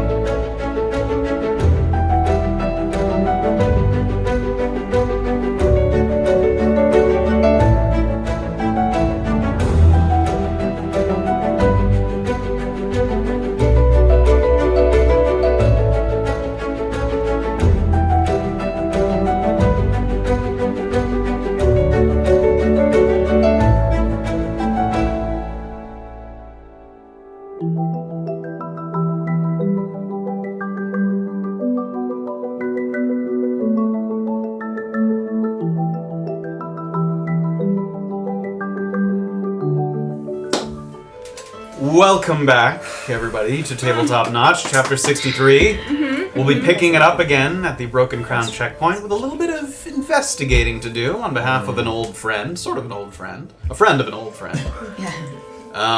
Once again, we apologize for any hiccups that there are in the video. The internet continues to be a work in progress. Based on what we're seeing, it should be good enough to continue without. Again, just keep blaming Twitch and not us. It's Yeah, not their fault, or but that's it's fine. not Twitch. Spectrum. But again, if there were parts that were hard to follow because of skipping or anything, when we upload the videos will be recorded and will not have any of the skips. So I don't know how bad it was. We haven't looked at it yet. But if that ever has a problem, feel free to Subscribe to our YouTube channel check down out the below YouTube in the tutorials. The Twitch VOD will have the same skips because it's going to Twitch, but Correct. the YouTube will not. That will be clean. Pristine. As Amari takes his post, sort of sitting on a stool at the edge of the road, the group splits into two parties. Oh no! No. Erland and Safira I like this music. headed to the base of the second-story window, and Orba, Beezaura, and Graven moving around the corner to where the hatch is leading down to the basement.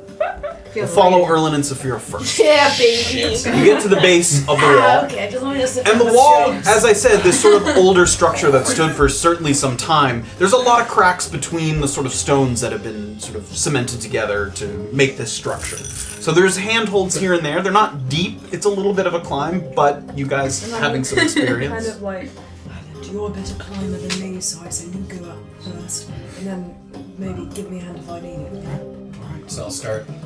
Give me an acrobatics check. Yeah. So close to a natural one. 24. so spicy. Erland immediately takes an assessment of the wall, finds a couple of holds, and pulls himself up. And as you're watching, you can see the sort of monk training. He's barely got his fingertips kind of in the edges of this thing, and he's pulling himself up kind of by the fingertips. He sort of deftly moves from one rock to the next, gets up to the windowsill, and you get up, and you push it, and you're thankful to see that there doesn't seem to be a lock on the other side. As soon as you give it a push, it kind of opens up from that spot. So the windows have like wooden shutters on them. Yes, Okay, they do. right. Yep. So you sort of pull yourself, and you stick your head kind of back up at the window, hold a hand down. Yeah, Give me an acrobatics check with advantage. Okay, great. I'm just pushing it. Wow. Wow. Great. 12. 12. Sort of work your way up. It takes a little longer than you'd hope, maybe an extra couple of minutes to make sure you have the right kind of handholds. You sort of steady yourself to make sure that if you fall down, it's not like with a loud thud that you might just kind of slide a little bit. And finally, you get up enough to grab Erland's hand. And he pulls you up and through the window. You drop in through the window to find a modest and cluttered bedroom that certainly hasn't been tidied up for the sake of appearances in some time. It's yet another reminder that this outpost is seen as kind of an afterthought by the higher-ups in the Broken Crown, standing in stark contrast to the neat and orderly condition of the tents at the checkpoint you stayed in outside of Urinchupa, or the rigidly organized barracks within the walls of Mukmu. On an initial scan, there seems to be 5 general areas that might be worth looking into. Places that, unlike the spittoon in the corner that's long overdue for a cleaning out, might have more to them than meets the eye. A hidden compartment, a spot obscured from view at a casual glance. 1. The bed frame is lifted up off the floor, and the space underneath the bed looks to have a few items stuffed into it. Some spare bedding, a little wooden box, and a pair of heavy, partially armored boots. 2. A desk that's next to the iron door on the south wall. Doesn't look to have any drawers, but there's a small diary-looking book sitting on it with a quill and an ink nearby. There's also a very melted candle whose wax is kind of spilling onto the desk. A little bit of neglect on the part of the person writing. Because of slob. 3. There's 2 portraits leaning up against the wall in the northwest corner. Both of them are facing away, so they're on the ground and not up on the wall, but on the ground and leaning against the wall, both facing away, so you can't see what's painted on them. They kind of have these shoddy wooden frames that seem kind of carelessly thrown together. Not a sign of someone who cares deeply for their art. 4. Mounted on the far wall opposite the window is a well-constructed longbow with a sturdy grip and reddish feathers affixed to each end, and hanging beside it is a quiver of a dark, almost black leather, housing maybe 6 or 7 expertly fletched arrows. There appears to be some kind of writing that's written on the quiver. You can't see it from here, but some kind of etching letters of some kind. 5. A small stool has a lute leaning up against it, kind of in the center of the room. And there's a piece of parchment that, based on the way the lines of writing are structured, looks like it might have lyrics or poetry written on it. Can't see the writing from here. Those are the 5 things that immediately catch your eye as you step into the room. Divide and conquer? Yeah, I'm gonna go for the desk and the diary. Oh, right. You should also check the bow at some point. You'll have more expert there. I'll check over the portraits. Okay. Safira heads over to the desk quickly. Steps through kind of a little bit of the mess. Sheets on the floor, boots all over the floor, kind of a slob. And you get to the desk.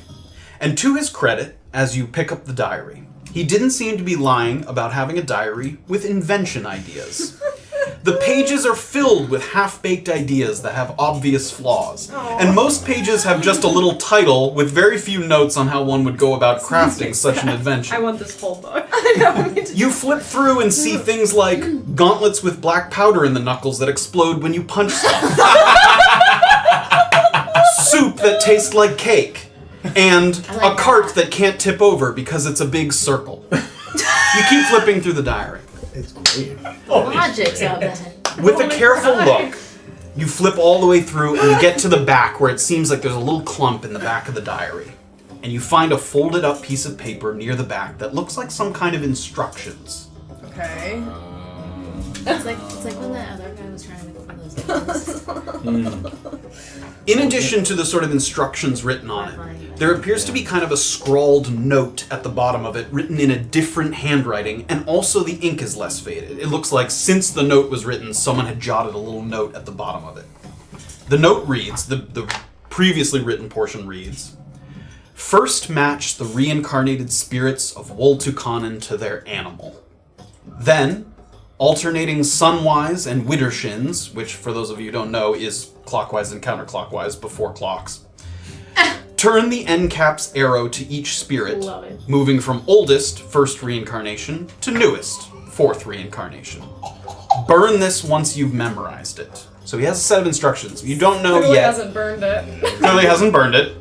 You don't know what they're to yet. And at the bottom, a scrawled note. "Why can I never remember that the newest reincarnation changed the prefix to their name? It's so obvious. And I always think their animal is a panther, but it isn't." So he's written himself a little reminder at the bottom of this note. It's too much going Good. I've been waiting This guy 63 talks to episodes himself. for Withershin, This guy talks to guys. himself like no other. And Safira's gonna kind of. You idiot. And in that, at the end of that diary, on the opposite page, kind of next to this folded up note, but still in the diary, there is another sort of invention idea written on it that says, "Magic chocolate that makes it easy to memorize stuff." Doesn't seem like he's figured out a way to do that yet. This is the note that you said. Great. I love those. Well, frankly, the guy seems to be a bit of a moron, but... Oh, damn! Sorry. Well, he's clearly... As you're thinking and digesting the note and coming over to Erland, we'll say, Yeah, because you because guys I are was doing split the at the same time. Yep. portraits, yeah. Erland goes over to the portraits. The 2 portraits seem to be part of a set. The first is of a muscular, shirtless, elven-looking man. He's got axes in both hands, and he's striking a kind of heroic pose, his foot up on some kind of slain demon. The background is of fire and storm, almost an apocalyptic setting. And there's a little title painted in the corner that says, "The First Reincarnation, Woldoro." W-O-L-D-O-R-O. The first reincarnation, Woldoro. Fuck it, new page. Jesus. First reincarnation. What's the name? Sorry, Oh, wow. Woldoro? Woldoro. W-O-L-D-O-R-O. Woldoro. D-O-R-O. Oh. Okay. You flip that, and there's a second portrait. It's exactly the same in most regards. Apocalyptic background, slain demon, same title in the corner that says First Reincarnation, Woldoro. But instead of an elven man holding 2 axes, it's a mighty bull, horns pointed towards the sky, and striking a similar heroic pose as the man before. They're otherwise identical, other than the figure in the foreground. Those are the 2 portraits that you see. And now Safira's coming over, letter in hand from the diary. All right. Kind of gonna hand it to him. Okay, so first it looks like we have to put these tiles with the spirits that they belong to, and then I suppose it's like a, what was it called? A sundial almost? Like a, not a sundial, but you know what I mean. Right. Yes. Trying to say combination. Turn the Yes. Ye olde combination lock. Combination lock. turn the end cap's error. Well, let's keep. There's certainly more to this, but Waldoro is the first reincarnation. Right, I'm gonna take a look at the bed while we're looking at things. All right. So I'm head gonna it, leave Erland. him with the note, and then I'm gonna take a look at And Heading I'll over to head the to the I'll head to the stool. Great, where the loot is. Where the loot is. Great. Yeah. Safira heads over to the bed. You check first through the sort of spare bedding that seems to be stuffed underneath. Nothing inside there. And you check quickly and shake out and look at the boots. Nothing seems to be inside the boots. Lastly, you grab the wooden box. You open it up, and it looks to be kind of half filled with what looks to be tobacco. Kind of a flaky sort of substance, has kind of that meaty smell to it. Nothing else inside, but there's a carving on the interior of the lid. So when you open it up, it's like right there on the lid. And the carving looks like a raven, and there's a number 2 next to it. And I'm gonna kind of across the room to Erland quietly, because I know that there are people. There's a guy just sitting downstairs. The Raven seems to be the second reincarnation. All right. Erland heads over to the stool with the loot. I will find it eventually. The loot does not seem to be remarkable in any way, and you give it a little shake to see if there might be anything inside it. Doesn't seem to make any unusual noises. But the lyrics on the sheet next to it can be read. It does seem like it's maybe part of a longer song, but you don't see any other pages around that might be further song lyrics. And as far as you can tell, there aren't any other sheets other than at the desk, which Safira already looked at. Scribbled on this piece of paper and matching the handwriting on the bottom of the note that Safira found. Okay. It says, written in some sort of rhyme, "Many praise the era of peace brought on by Wol Aman, but immediately after came Wol Kath, who brought the brightest dawn."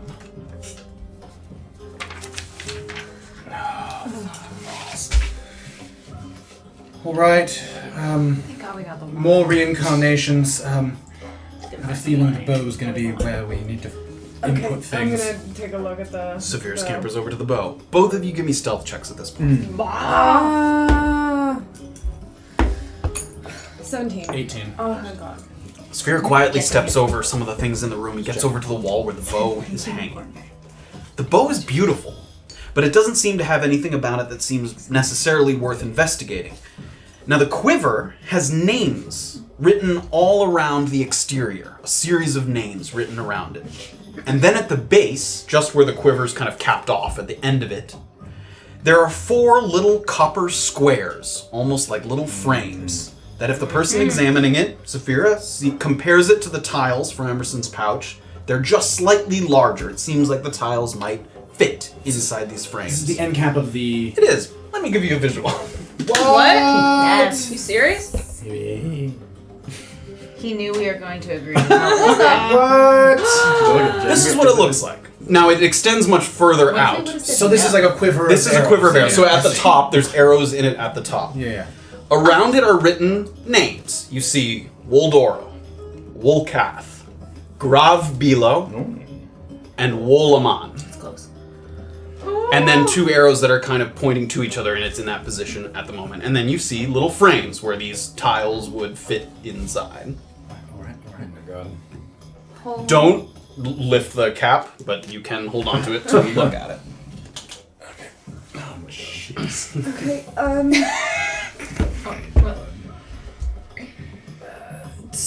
and I'm gonna kind of. Do you know who's who yet? Almost there. Do you need my help? Yes. In a second. As Erland and Safira are thinking, Oh man. we move over to the basement. Oh my god, guys. Oh no. What is in store down I here? don't wanna know. You open the hatch, and you start to move down the ladder. Who's first? Orba, I think you should go first. See if we need light. Let me know how soon I can make it. I'll come down next. Okay, I'll go first. Start to move down the ladder. Immediately you can tell as you're moving down, there is no light source in there. It's pitch dark. You have dark vision, but there is definitely no light source emanating from inside there. You can immediately tell it's not been dug out to the full height of a standard story, like a house. You'd wager that the ceiling is no farther than 6 feet from the floor, maybe less, giving you an uneasy, cramped sensation the moment your feet touch down on the cold stone. It opens up into a storage room, with shelving all along the perimeter, and a thick, heavy carpet in the center that looks like it hasn't been cleaned in months. There's a visible layer of dust that adds a gray tint that would normally be kind of a reddish-brown color. You run your eyes along the shelves, and you can see a number of things. Now, do you want to take a second to look, signal to them before I move further than that? I can clearly see that, like, no one's down here. Yes, it's not very big. Yeah. There's a very small little hallway, and then it kind of opens up into this little storage space. Yeah. So when I come back up into the crawl space, or from the basement, is the guy who's sleeping like nearby? Say it again. Talk freely? There is a stone foundation to the house, so when you're in the basement, there's pretty good sound insulation from you to the first floor of the house, if that's what you're saying. Sorry, I mean when I climb back up to be like, you can come down. You're close, but, Okay. you know, you could quietly I say could something whisper pretty something? safely, yeah. Okay, I'll climb back up and whisper, it's a very small clearing, so watch your head, but you can make light. Question about the rug. Does it seem like if I were to walk across it, I would be leaving footprints of any kind? Maybe less so about the quality of the rug, but it's dusty. You might leave like a dust footprint on it. Right, that's what I mean. Yeah, Okay. maybe, yeah. Okay, If you weren't careful. It's not the whole size of the room, it's just in the center, but... it seems very dusty, so I would watch what you touch to leave tracks, and there's a rug in the middle, maybe avoid it. Sure. Okay, let's go! Alright, you guys go down. That is Graven, Orba, and Beezaura. Uh-oh. Oh no, we get a map. Let's open up. Oh no. Their shield to light up. I'm gonna have to like grab something. You want something of mine? Light into my shirt or something like that. I can do it to anything. Yeah. Your boot? Your whole body just lights and just. You could light my tail! Oh! I don't have that prepared. I have a spell called Continued Flame that I could put like a little flame on the end of her tail that would never hurt her and would never go out. So I'd be like a baby Charmander. We have to do You're right. that. Yeah. Someday. One day. Ooh. Is there a little like hangout? Oh my. Study. Wow. These little bookcases and stuff. I feel like we're in the Beauty and the Beast. Like the bookshelves. We're not doing a musical number. Is that on the thing? Let me move it closer this way. Is that working? And up a little bit. How's that? That's pretty good. Alright. Is there something kind of on my way down that I look like a oil lamp or something like that? There does not look to be a lamp. Okay. There's plenty of objects. So I'll describe it. Well, Orba can see before you make a light. So you take a look around. Orba is the first one kind of down here. You run your eyes along the shelves. You don't immediately see anything out of the ordinary for a space of this kind. You see jars of long-lasting foods like jerky, dried fruit, sacks of grain, and hard cheeses for the days when foraging and hunting aren't an option. You see masons and woodworking tools, along with lengths of wood and rope, possibly for emergency repairs to the building. You see some black and purple flags and banners that are either rolled up or folded in case maybe one of the current ones is torn or stolen. There's a cracked and now useless floor-standing mirror that has a keg of ale not so subtly obscured behind it. It's clearly already been tapped. There's a damp spot on the floor where it may have dripped a few times while being used. You see a rack of spare weapons, and that one, a couple of these things I can point out to you. Where's the thing? Yeah. It's hard to see from there. The ale is here in this corner. See, with this bookcase, it's in that corner, and the mirror's there too. Okay. This here is a rack of weapons, including 4 spears. There's a couple simple wooden bucklers kind of hanging off the side. And there's a standing target bale for practicing archery, which you might be able to see there. Mm-hmm. Though the dry, brittle hay indicates that it might not have been used very recently. There's 2 pairs of shackles in the unlikely event that the 3 poorly equipped sentries of the Broken Crown would need to or even be able to take a prisoner. Mm-hmm. And in the center, sitting atop the carpet that you could see, is a round table flanked on either side by an armchair and a wooden bench. And unlike the dingy rug beneath them, these items have collected considerably less dust. Confirming Amari's sense of feeling like a third wheel at this checkpoint, there is a deck of cards on the table, indicating that perhaps the other men sneak down here to occasionally socialize without her. That's really sad. So that's what Orba kind of sees at a quick glance. Any of these things, any of these small things you could easily pick up in light, but as of now, you were the only one able to kind of see. Yeah, what's on, like, the nearest shelf to me? Is there, like... Any of those jars of, like, a hammer or something, like a woodworking mason's tool, any of those? Ooh, yeah, I'll grab, like, a hammer. Yeah, there's hammers, yep. Graven, reach out your hand. Light that up. You light it up, and you take a look at the contents of it. Okay, so we need to find the case of wine and whatever else he could be storing with it, correct? Yes. Okay, let's each take a wall. I'm crouching at this Yeah. point because Yeah, I Am mean, I able it's- to see just with his light? Yeah, I mean, when the room's not very big. When he has the light, it lights up I the can room see pretty everything. good. Okay, Yeah. great. Yeah. All right, let's each take an end. All right. Okay. So if we kind of, if somebody starts like here and somebody starts here, Yep. and like maybe I'll go over to the hay bale and start coming this way. Sure. Give me investigation checks, everyone.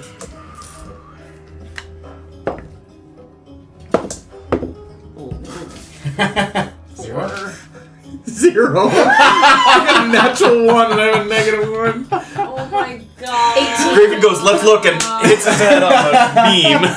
Oh my I What was it? Gandalf it like, boom! Thank God Orba's down there. Ah, you fool. You guys start to move along things, and as you're kind of skipping through, kind of shuffling things aside, you find that it's, pretty bare. As soon as you're pushing things aside, nothing seems to be hidden behind the objects that you can clearly already see. You move aside some of the tools, some of the jars, nothing seems to be behind it.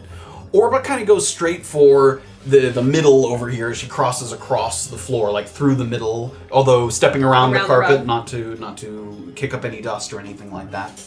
And as you're getting to the other side, with Graven's light, you weren't able to see this with your dark vision, but with Graven's light, some colors in the room become more visible to you as you saw in Shades of Grey previously. And as you're just getting around to the other side of a carpet, there does seem to be a reddish stain, even darker than the usual color of the rug, on a very small portion of the rug.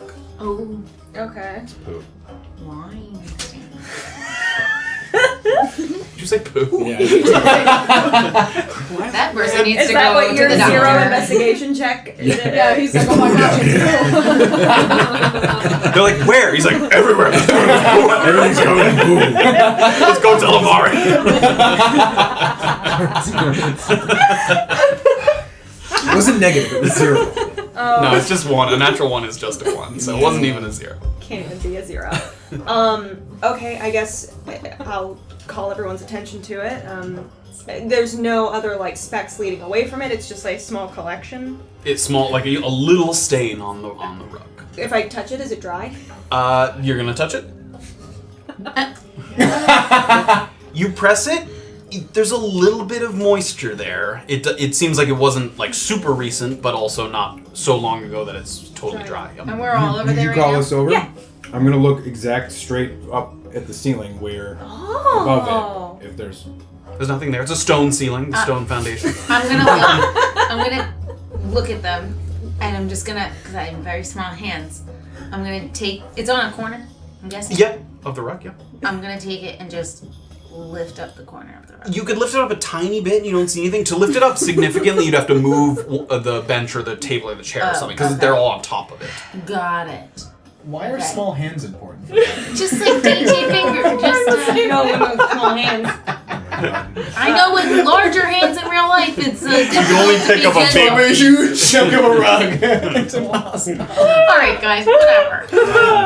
Look, Graven thought it was poo, so Right. I'm trying to be gentle. Oh, So then falling and apart. I'm gonna seeing like where it is it like by one of the chairs? the stain is like between the table and the bench, like right there.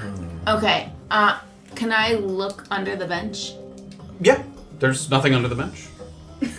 It's standing up off the floor, so that you can see under it. There's nothing If there. it's right in front of the bench, between the bench and the table, it seems like somebody was just drinking and spilled. It's a little damp. It's still a little wet. Let's keep looking. All right. Can I go over to the keg? Yep. Is there a way? I guess can I just like hold my hand out and just like slightly open the keg? I don't really know how. Yes, you can. You can turn the spigot. Just to get a little, in my palm or Sure. something. You do so. There seems to be ale in the keg. Okay. Yep. It's definitely not wine. Just ale. Are there cabinets? No, the shelves are all open. Well, the rug is really dusty. It doesn't seem like it's been moved, but perhaps there's false floor under here. I don't know. Should we try to move the furniture and see if we can put it back exactly where we found Yes. it? Yes. Let's try to put it back exactly how we found it. Do you want to just try Do we to... want to move everything this way and lift up this side of the rug? That's what I was gonna say. Okay. What if we moved it so that it's kind of in the same position that it would be in? If we just shimmy the rug and the table at the same time, you mean? Together. Oh, I'm worried about it dragging and making a noise. Like dragging If the on table's floor. on the rug, though, it won't make You don't think it will make a noise? Let's try it. Alright, let's try it. Yeah, let's try it. So what is the plan I here? guess we all line up at this end of the rug and and try to move pull it. it a little bit this way. So you're just lifting a table and trying to pull the rug, or you're pulling No. Everything Trying to pull the together. whole rug. Okay, pulling the. The table Pulling with the rug. on the Okay. rug, but so that the furniture moves. It moves with on it. top Okay, of you it. guys all grab it, and when you start to pull, the table has some heft to it. You can tell that if you pull, you might tear this Okay. rug. Oh wow.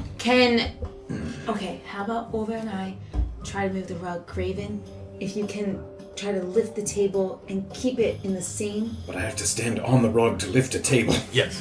Why don't we just move the furniture? Yes. And Yeah. move the rugs? It's fine. Okay. And then peel the rug back. Yes. Yes. What are you moving where? So it's a big chair. There's a armchair there. Yep. It's wooden. It's not cushioned. A wooden armchair, big round table, and a bench. Those are the three things definitely on the rug. Can we move it away from the stairwell so that if somebody comes down, or It's a ladder, the but- ladder, so if somebody comes down the ladder, we at least have an extra second to put things back? Yes. Yes. Okay, so bench going closer to that wall. This way. Yeah. Okay. Off the edge there. And then table toward the bench. Is there enough room to pick up the rug still if we go that way? Yeah, maybe. Yeah, you can kind of just Yeah. scoot the table over there. Yeah. Yep, and it has some. I mean, with you and Beezaura, you're able to do it, but it has like kind of these iron bandings and stuff. It's a hefty table. Orba just watches. All right, peel back the rug carefully. And the chair, where are you putting the chair? Let's move the chair maybe Just just in the that corner, yeah. Okay. Toward the keg. Yeah, Yeah. toward the keg, by the mirror. Toward the cave. Do you want to make that bigger? I can for a moment. Yes. Oh, that mirror! If you come down the ladder, you're gonna look in the mirror and you're gonna see in the mirror that The mirror's cracked. It's broken. Alright, we got that Whatever. going for us. Over here. I don't know. I mean, like... All right. Okay. Alright, let's just do Let's it. hit that carpet. Okay. You pull aside the rug, kind of peel it back a little bit. Kicks up a little bit of dust. And in the center, there is a carved out portion of the floor with a square wooden lid covering some kind of hole in the ground. There's no handle or knob for easy opening, but it is fitted in such a way that you could just get kind of fingertips in there and pull it open if you wanted to. Small dainty fingers. This is a job perhaps for small fingertips. Beezaura? Alright, I'm gonna lift it up. Great. You start to stick your fingers in. Give me a dexterity check. A straight dexterity check. Be dexterous.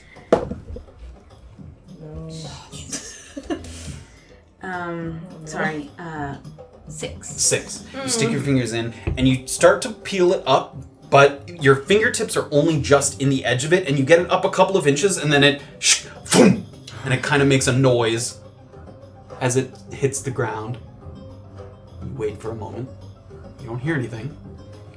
Okay. Try again. If I'll I try to get yes, right underneath put your it. hand underneath when I lift it up. Can Orba just go to the ladder and just kind of station at the base Yes, of the ladder and you listen? Yep. Did you guys leave the hatch open? Yeah. Okay. No one Great. shot. Give me another dexterity check. And I'm ready to like Sure. Stick your shoot fingers in to there. break all of your fingers. Yeah, seriously. 8. 8. Beezaura starts to lift it again, and you can see her starting to lose your grip, and Graven shoves his fingers in there. And it pinches your fingers. You've got your fingers under it. You take 1 damage, 1 bludgeoning damage. I'm resistant to bludgeoning right now. Then you gotta take. roll for You it. don't have your shield with you. You left it behind. Right. The shield, yes. You draw the power from the shield. So So you take 1 bludgeoning damage as it Except slams down on your fingers, and you see Beezaura kind of. And then can I go back and lift it off with him? Like, Yeah, just so you can regularly? help him start to lift. Okay. Oh my god. So you start to lift. And as soon as you lift the wooden lid from its place in the floor, you sense a bit of movement in the room. And you look over to each other, to Orba, to Graven, to Beezaura. Some shadows seem to dance along the wall, but no one's changed their position significantly. Then you spot the rug that's been pushed aside to the wall. It's slowly unfurling, filling the room with a kind of swirl of dust. What? And before you can clear your lungs and get your bearings, it silently flings itself at the closest person as it goes out at you. Graven was the closest person. Without your armor or shield or anything. This is dumb. I can't. 19 to hit. Yeah, 19 will hit. I need all of you to roll initiative as a rug of smothering bursts into action, My God. guarding this trap in the floor. Holy God! Oh, Don't you have like detect traps or some shit? I'm That's not a gonna trap. cast it. Is it a trap? It's not a trap. It would be detectable by magic. We don't have 10 minutes. No time. No time! Hey, that's the second time that's happened to me. Nice. 15.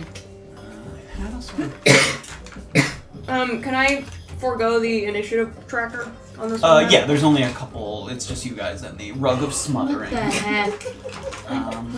So this is it's a tile that has a mimic on it because it's kind of that kind of creature. Right? It was 19 to fucking hit. We can blow that. Yeah, but you don't know what. Sort of tussle here in the Did it basement. just kind of grapple me, or did it attack? Didn't you guys like Yes, so- bring a broom to sign up? I have my flail. You are grappled, restrained, blinded, and at the risk of suffocating if you're not able to get yourself out of it. As it hurls itself, and you can see Graven's guys, help! What happens when you suffocate? How long does it take So to you suffocate? you get suffocating is based on rounds. And Is Constitution, it like breathing? too? Yes, it's based on your constitution. Okay. Oh yeah. You Oh can yeah, die. right, because I drowned in a pool of water, yes. You can hold your breath, but for a number of minutes equal to 1 plus your constitution modifier. So how many minutes? 4 minutes. Yeah, so that's a long. It's of yeah, rounds, yeah, yeah. That's what is it? It's 6 seconds per round. So 40? And 40 rounds, is that what it is? Yeah. So you can hold it for quite a long time, but you are at risk. But you are definitely restrained, grappled, blinded. All 3 conditions at once. can I? So even if I attempt to break one of those, Well, if you break the grapple, the conditions end. okay. It didn't magically bind you. Oh, I see. You are You're just blinded smothered. and restrained because Because you are of the grappled. grapple. like levels of grapple off. Get the strain off. Okay. Initiative. Yes, rug of smothering. 15. Oh, that was you. Are you doing You just go ahead and 13? Okay. So it's Natural 20. yeah. Rug. Okay, so it's Graven, Beezaura, Rug, Orba. Great. As you guys are contemplating what you're doing in the basement, Oh my God. Oh boy. we return to the second floor, This is annoying. where Erland and So Safira quick. are putting together the pieces. What have we got? So, let's line this roll. Have you figured it out So, Wool Doro is the bull. yet? Okay. Well, Dora is the bull. So We can't stick it in. You Yeah. can't really You stick it. can peel off the back of your animal things and stick it on there. It's a sticker? It is. It's a sticker? You might need to like bend it so it sticks out a little bit. There we go. It might be in multiple pieces too. But. Okay, Wuldora, you're sure. Is the bull Is the bull. as sure as I'm going to be? I think. Great, okay, so I've got him on. Wool. As soon as you stick the tile in, it kind of snaps into place. And as you sort of run your finger over it, it doesn't look like it would be easy to get back out. So you've stuck that in. Well, it's definitely in there. It's not coming back out, so we better be real sure of the next few that we put in. You said on the And I'm box saying, under the bed. I'm You said saying this quieter than I am saying this now. the box under the bed. You said Raven was number 2. Yes, Is that correct? but you have. Can I ask? Can I go check under the box under the bed? It takes Number another 2? second to do so, but yes. Great. Number 2. Great. Wool Amon is the Raven. I'm kind of. Wool Amon is the Raven then. Okay, Wool Amon is the Raven. Take the Wool tile. Amon is the Snaps Raven. into place. Okay, Wool Amon, yeah. That's in there. Yep. Wool Karth is the Panther. Wool Karth is the Panther, okay. Panther. You know. correct way. That was me too. Well, wait, hang on. Wolfcalf is the panther. Wolfcalf is the panther. It's an anti-Suyu accent. It can be whatever. No, it's actually Kira accent. Okay. And so then- That's why he says Panther. Weird, he's from Kira. Panther. Grav I did it too. Bito is the snake. Bilo. Bilo. Grav Bilo is the snake. Okay, alright. Okay, so now that we've got them in, and I'm gonna put the last one And in. then we run away. Great. Snap it into Really? place. Nothing immediately happens, but all the tiles are snapped into their place. So, sunwise is clockwise. Yes. Great. And wise. So, turn the cap arrow to each spirit moving from oldest first. So which one? So of these turn- is oldest? Turn sunwise Which is to clockwise to the bull. Okay. To Waldoro to Waldoro. Yes. Turn Windershins clockwise, to Wool Aman. Okay. Sorry, we're being loud. Sunwise. No, I was saying to shh. Oh, I thought you were going. I thought you were shushing us. Calf. Although, let them solve it. Sunwise to Wool Calf. Okay, sunwise to Wolfcar. And then Widdershins to Grav Bito. Bilo. Grav Bilo.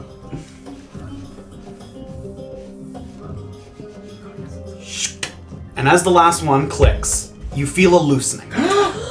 And the bottom of it comes off. There's nothing inside. But I will tell you what's inside. Don't take it off. Inside the hidden compartment in the quiver, the sort of end cap comes off the quiver and this little sort of compartment comes out, is a parchment that has dates written on it, with some notes beside the dates, and several pieces of what looks to be like information. It says 446, second triad 070, which was 3 days ago. 2-carriage caravan, wealthy individuals wearing green robes, security riding with, high risk. 3 travelers moving on foot toward the rocky steps of Rome, large backpacks, armed but likely unskilled. 1 is wearing a wide brim hat, nice boots, low risk. 071, nothing of interest. 072, yesterday. Animal trainer coming from Navikapur with 2 leashed fastites, which is a type of mount that you can ride. Bragged about what price they'd fetch and took to. Low risk but difficult target. Wagon on its way to Katil with an animal hide covering the goods in tow. Young man with an older woman and 1 armed escort.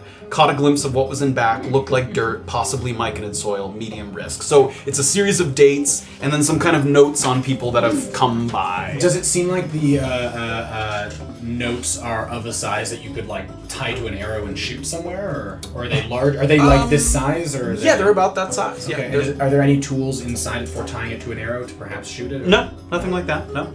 And in addition to the note, there is several pieces of what look to be large pieces of bluish chalk, but it has a very tacky, sticky texture to it. And Safira recognizes this. This is rot grub chalk, and it's chalk that's made with the residue from rot grubs, which are like little maggots.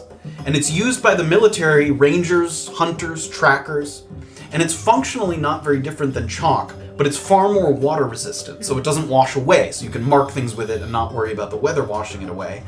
And while most humanoids can't smell it, there also are animals and dogs that you can train to smell it. So it's a very useful way to kind of mark something and be able to find that spot later or track something that you're using that thing to mark with. So you find several pieces of this rot grub chalk and the note in the compartment. And also, in addition, as soon as it kind of clicks into place and you pull it off, the tiles loosen and they kind of fall out of and you kind of grab them as they're, so they come out of the thing once you're done with it. Okay, do you think we should try to take this down in any way, or should we just try to take the note itself? He asked for evidence. Okay, so I think So we should take and evidence. he won't be able to get back into this quiver unless he gets the tiles back. So Amari should have time to either to figure it out, put it back in, or we need to give him evidence. And this is, I think, we give him everything. Okay. The chalk as well. I assume they could be marking caravans. Well, yeah. I mean, it's used by. Yeah, I mean, it's used so that it doesn't wash away. Basically, it's just strong stuff to. I don't know. So yes, let's. Be marking out hiding spots too. Right, but I'm just saying, if he's taking notes, he could have a note and he could mark a caravan and say this is perhaps whatever. I don't know how he's getting these notes to anyone. Yeah, I don't know. Or But- if he's just keeping them for himself, or I mean, I don't know. Also, from what Amari told you, people come by with supplies, people make supply runs, so they're not stuck here, they make trips. Right, So, right. yeah. But yes, you don't know where he's putting them or if he's... Alright, we were told to collect evidence, and we have 3 pieces of parchment and some information if we can speak to him. Let's take the, put the tiles back in the bag. I'm gonna try to, and then also try to remember where I had the journal, and like try to put the journal as it was. Okay. With the Give me an one- intelligence check. Did As you attempt to as you attempt to very carefully put things back exactly where they were. Ooh, natural 20! Straight oh, there intelligence? we go.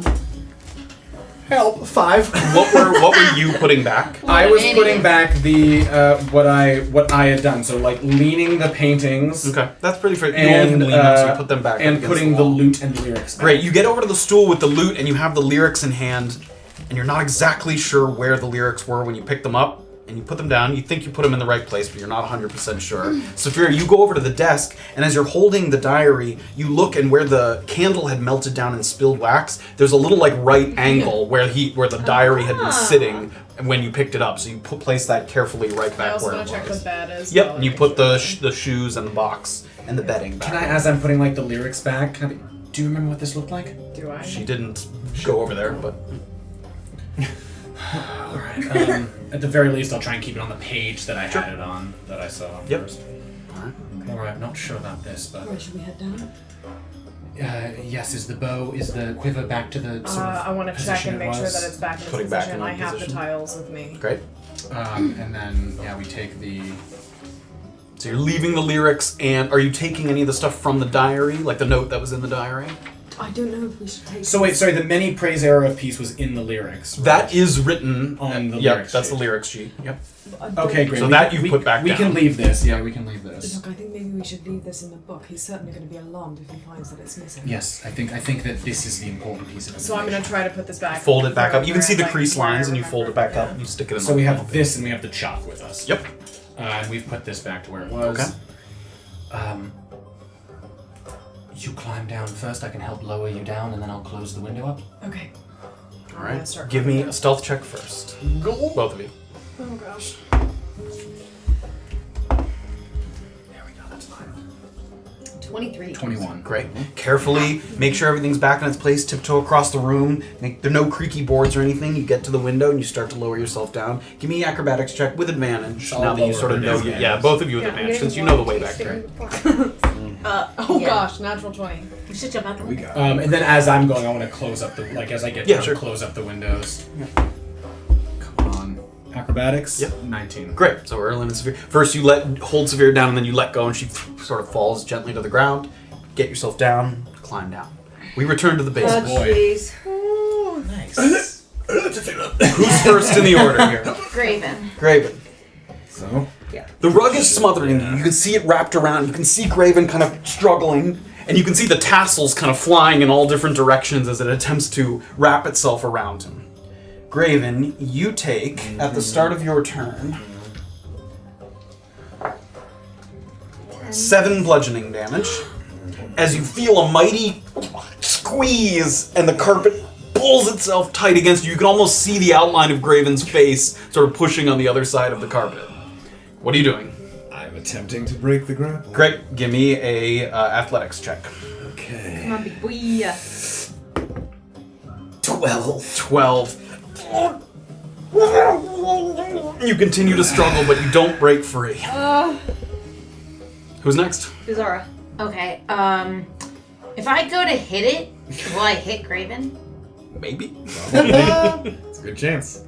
It's okay. I'm gonna try to hit it. Okay. Give me an attack roll. You brought your flail, but you're not armored. Okay, great. Yeah. Go ahead and make your attack with your flail. Can we get that battle map back up? Yes. I'll do it on the small one. There's not that much. Yeah. It's a 7 to hit. 7 doesn't hit. So as Graven, you're trying to find a spot without kind of whacking Graven in it, but he's moving all around as the rug's kind of pulling him this way and that way. You take a swing and you're not able to hit him. Fucking thing. Oh my god. What if anything has? Okay.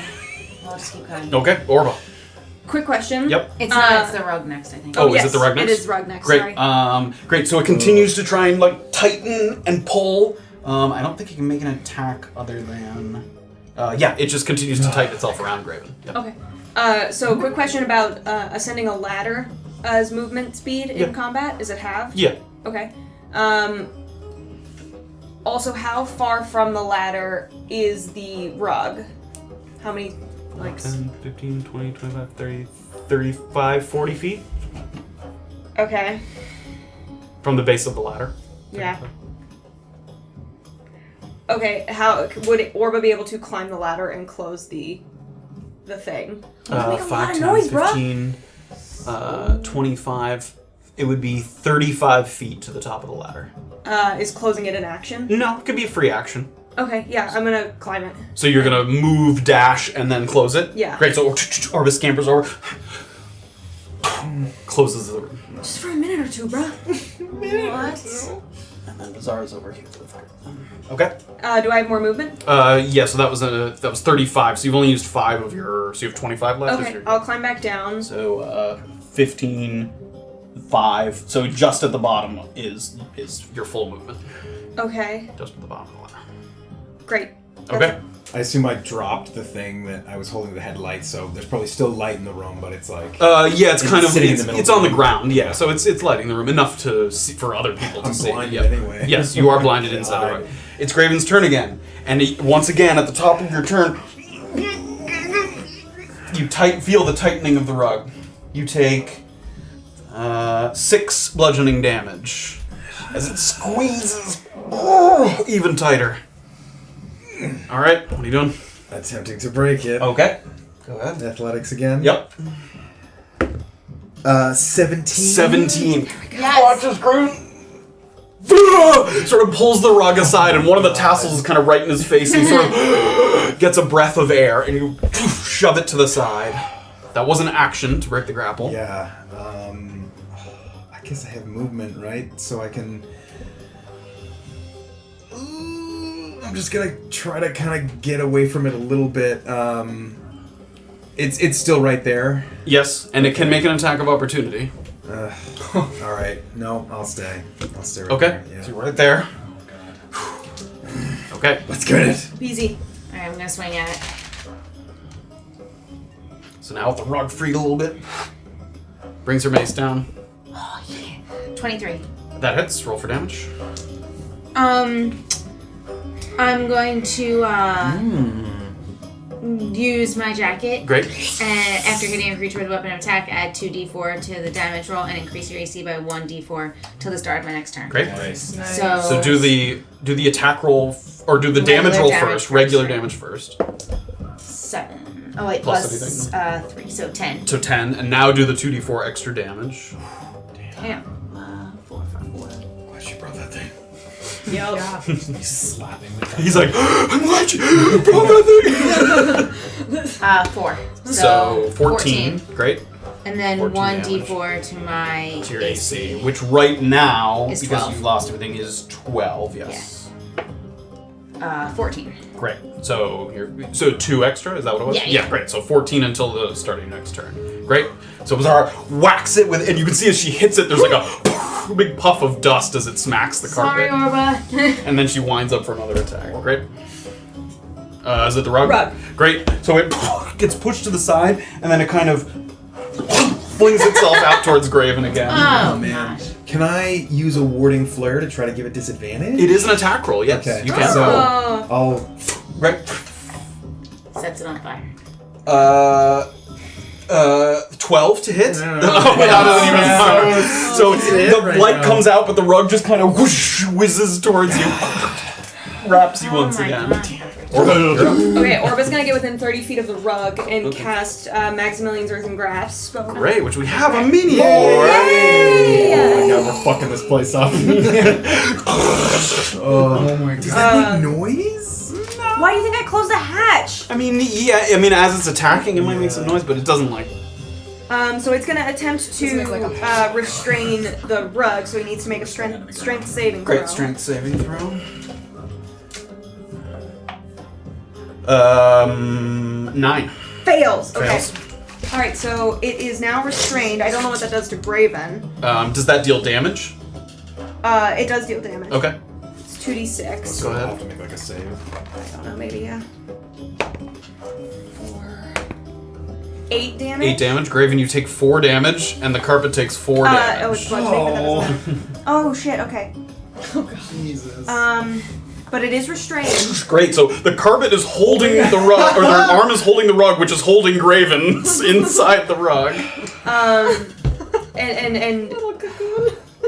Yeah, I guess that doesn't change anything for the rug. Like, I don't know what restrain does on something It that's gives- restraining something. Or That doesn't do anything, but it gives another attacker advantage on the restrained target. Like Beezaura would have advantage against. Okay, I'm gonna try to hold this thing while I look in the hole. And that's it. Okay. And can I move toward the floor thing? You can. Oh my Go over to the Okay. edge, and you take a look in. Yeah. Inside looks to be, as the thing has been pushed to the side by Graven and Beezaura lifting it up, the lid, it looks to be a case of wine. Okay. That looks like it would normally house 12 bottles. It's 3 by 4. But 3 of them are missing. You don't know if they were drunk or if they didn't come with it to begin with. The bottles in the case are completely unlabeled in any way. And you can't sort of discern where it might be coming from again. No label, you haven't tasted them or anything to that effect. Mm-hmm. And there is a note folded up and stuck into the case. Okay. Next turn, can I reach in and... Yeah, I mean, I'll say you can do that as a free action now. You won't be able to read it. Okay, I'll hold I'll on to take it. it. Yeah, great. So he reaches in, grabs it. Okay. Cool. Alright, great. It's Graven. Okay, Graven, you take. Now, I used reaction last round, but since it's the beginning of my You do of my have it, but next this is turn, not an attack. This is a part of your condition. I just meant for Stone's endurance. Oh. That's also a reaction. What is the? But yes, you have your reaction back right now. As a reaction, reduce damage dealt to you. By Yes, Oh, you can nice. use that. So, Yep. But you would go not ahead. have it later on to warding flare or anything Yes, like that. no, yeah, I Yep. get that. Yes, so you take 9 bludgeoning damage. Yeah, I will use that. As once again you hear as it squeezes tighter. 5 less than that. Okay, so you take 4 bludgeoning damage. You doing okay? It's getting bad. Oh, fuck, guys. Okay, My what else? turn, I try to get out Give me, again. give me athletics, Jay. Fucking didn't do me any good last time. 7. 7 doesn't do it. You sort of feel the Maximilian's grasp and the rug, and you can't really tell what you're supposed to be grabbing or pulling at, and unable to get yourself out. Okay, it's BZ. Okay. Okay, I'm gonna try to attack it. Okay. This is with advantage because Right. it is restrained.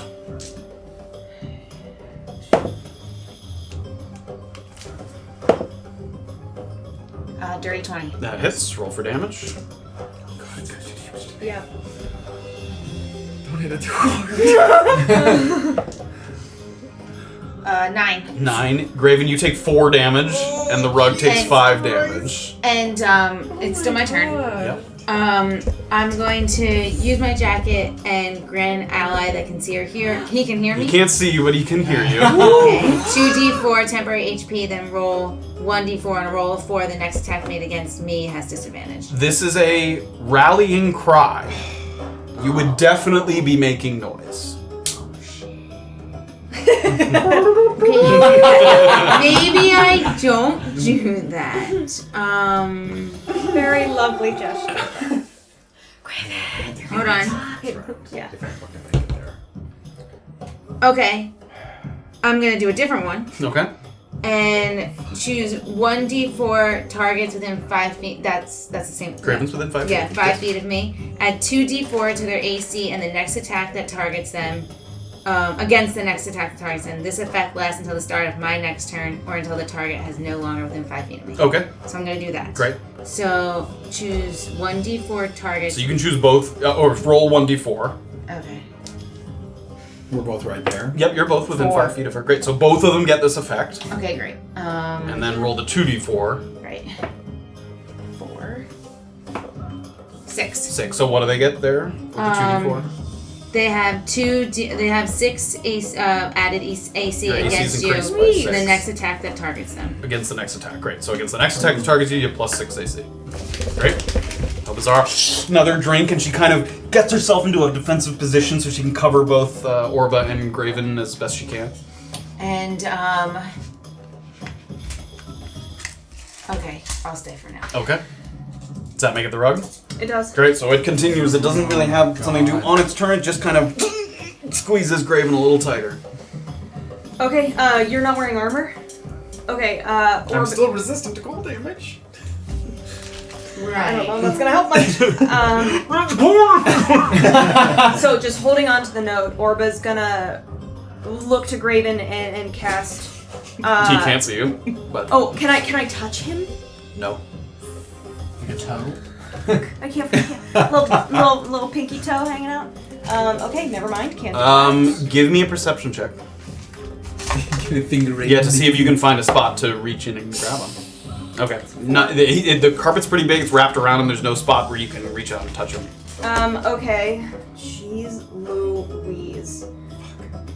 I would imagine if I had like a knife or a dagger, I can't like be precise enough to like try to get at his. Maybe you want the natural 20 other than that. Yeah, really. Yeah. Oh Precise. boy, buddy. Okay. Oh god, I have nothing for you. I'm so sorry. It's alright. It's alright. I hope somebody has a healing potion, maybe? You are. I have Can two. you do healing on yourself? If I make it to there. I have two. You can heal yourself within it if Yeah. that's what you can like, touch your. I'm just saying if I make it to Yes. my next action, I will. Well, she has to know. Orba's gonna hold her Maximilian's Earthen Grasp attack Okay. for if Graven gets out on his next turn. Okay. Sure. She's gonna hold her action. Yes. Can I read the note? Not while you're holding an action. Cool, great. Well, I'll say it takes an action to read the note because you have to read through it. Sure. All right, Graven. All right, Graven. Come on, buddy. You take 7 bludgeoning damage. Are you still up? That's once again. You feel the crushing effects. Oh my god! I am going to cast healing touch my heels on myself. I don't know what touch my heels does. Cure wounds, Cure that's the wounds. one. Head, There's no place like shoulders. at a second level. Okay. Because I'm going to Great. roll terribly. Yeah. Oh. Okay. 2d8 plus 3. Gosh. 9, 10, 11, 12. Okay, so I gain 12. 12, great. He reaches up as he's sort of smothered and feels the healing energy pour into him, bringing him back from the brink of unconsciousness. Oh my god. That's it for now. I can't do anything else. Okay. Me? Yeah. You still have a bonus action or something? Yeah. I can heal That's why I'm asking. Yeah. Do it. Yeah, I'm gonna do it. Okay. Go ahead. Gives himself a pep talk. I'm just gonna do it on a. Yeah, it's just a D4. I'm gonna do it at first level. Okay. Hey, it's a 4. Hey. Plus 3, so another 7. Another 7 hit points. There. Alright. Let's go. Okay, There now you You got this. you're better. Throws the healing energy into himself. Okay, that's Graven's turn. Bizarre. Swinging at it. Okay, give me an attack roll. Oh my God. It's still with advantage. It stays restrained, right? Even though Oh, you're. yeah. Yep. Oh, So great. it's still with advantage. 15. That hits. Roll for damage. I know. This is crazy. 5. 5 damage. So Graven, you take 2. The carpet takes 3. It's still going? It's been taking half damage every It's time a it carpet. Thick rug. Alright. Thick Turkish rug. Fine. You marvel at the craftsmanship of this carpet as you whack it again. Action surge. I'm gonna swing again. Go ahead. Still with advantage. Still with Graven's like, advantage? Yep. That's A mighty blow, Bizarre. 25. That hits. Roll for damage. Yeah, you told me to leave my weapon behind. Yeah. I Thanks a know, lot. sting of that flail. 6. 6 damage. Graven, you take 3 damage. The carpet takes 3 damage. Why is he taking half damage? Is it just. He's inside of it. Yes. Side of it. No, why is the carpet taking? Because he's Part of the static. blow is Because he's absorbed by the static. creature. Any creature that's restrained by the carpet takes part of the damage. That's all I'm doing. Okay. So Rug. What we needed was a Puffs giant of pair of dust cutting shears. sort of just coming to out. snip him out. the rug once again just kind of wraps itself tight around Graven. It doesn't have an attack on its own turn. Twice, yeah. God Damn. All right, it's Orba. Am I within melee of the rug? No. No, you're on the other side of it. Okay, Orba's gonna cast Ray of Frost at it. There we go. Cold damage. It's an 8. That doesn't hit. Sort of trying to find a spot to not get Graven. Guys. Our most Ray of formidable Frost goes out. enemy yet. Okay, it's Graven. Okay, Graven. I think I gotta heal myself again. You take 8 bludgeoning damage. Oh, jeez. Definitely gonna heal myself again. Pulls even tighter around you. Heal myself again. Okay. Second level cure wounds. 679. Gonna heal 9. Okay. And another healing word. Okay. Do it. You see like 2. pulses of light coming out from inside the carpet as he's sort of sending the light energy into him. Another 5. And like light mutterings of healing words. I use all my fucking spells. Do it. This shit. Alright. Dumbest. That's it. Please don't die this way, Graven. That would be so mortifying. They come out and they're like, Graven died. There's a rug in the basement. Graven's dead. He got all wrapped up in the rug. You guys don't joke about it. Stop joking about it. Beezaura, I believe it's you. Alright, I'm gonna go for it. Carry me up in the rug. It makes an easy body disposal. Advantage, Roll him right? up in the Yes, rug. it still has advantage. You guys killed me. Why did you do that? 11? 11 misses. Oh my god. Guys, why are we missing the rug? That's it. Okay. The rug again just sort of wraps it. Fuck this rug! Fuck this rug! Fuck this rug. Orba. I mean, What? It's the I rug. can't talk to you. No. I think it's the rug after me. Yeah, it just squeezes tight. It doesn't have a separate attack on its turn, just the smothering. God fucking damn it, man. Okay. It's the household equivalent of a jellyfish. Clearly, it's stronger than you think. Just kind of- Orba's taking out her mask and putting it on and casting Ray of Frost again. Oh my god. Oh Okay. my god, you're putting Oh, I don't have to roll. Nope, you don't have Good, to roll. 'cause- oh wait, that was a 7. Roll for damage. Damage. The mask comes out. And a concentrated beam of frost comes out. 5. 5 damage. And Show us how it's done. Are you kidding? I've literally been Granted, you whacking take this 2 thing damage, for the or past 1 cold hour. damage because it was cold. But the rug takes 3. Yep. Orba's doing math in her head at how many times Graven's healed himself in this rug, and she just, in desperation, puts her masks on and just throws a wild Ray of Frost right at its tassel. Yeah, you're welcome. I did a lot of work too, excuse me. That's true. And Graven sort of, the rug kind of jostles one last time and then sort of slinks off of Graven, who comes out and there's like dust all over his face. Are you alright? Let's get the fuck out of here. Orba's gonna run over to the ladder, climb up it, and reopen the thing. Listen for a second. Give me a perception check. Can you see the note that says this? I will! 17. 17. You don't hear a whistle and you don't hear any footsteps coming toward you. Okay, I'm gonna come back. Orba. Yes, I found the note. What does it say? I'll take out the note. You okay? Yes, but we need to leave. No. We can't put this back As together. you're standing there, by the way, you peeked in and saw that with a quick glance. There does appear to be some other stuff in there as you're standing next I'm to gonna it. run over. Dara runs over Don't to care it. about the note anymore, do you? Well, I can still hear you. As you peek in, You you can- I also can see hear a it. pouch that, as you pick it up, it makes a kind of jingling noise. You can look inside if you want. Yes. There, it looks to be over 100 gold in this large pouch. Oh, many bags, BZ. I'll let you, if you're gonna count it, let me know and I'll tell you. But for now, you peek in and Yeah. clearly see quite a bit of gold. There's additionally 2 envelopes, but they are sealed with a basic wax seal. It doesn't have any kind of insignia on it or whatever, and there's no address or name written on the outside of the envelope. Okay. But there are 2 envelopes, both sealed. And Orba has a note that is not sealed or in an envelope. I'm just gonna take those things and bring them over. Okay.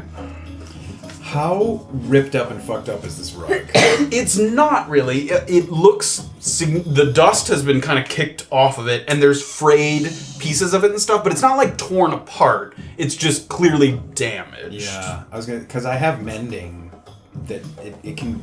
Well, if you mend it, does that... I mean, if it was like a single... No, I looked at it. It doesn't bring back any magical properties. That'd be so funny. But there are multiple kind of rips and tears you could fix. But each one would take a full minute. Yeah. Mending is also something that works on seals. Yeah. Oh. But it does take a full minute. Not bad. What do you guys do? What have you got? Open one right away so that he can start mending it. Okay, fine. So Orba looks at her note first. I don't have this one. It's short. It just says, very briefly, nicked this from our most recent haul. Thought you might like a taste. Keep up the good work, boys. That's it. It's not signed. It just says that. Really? Thought you'd like to taste. Keep up the good work. Okay. Yep.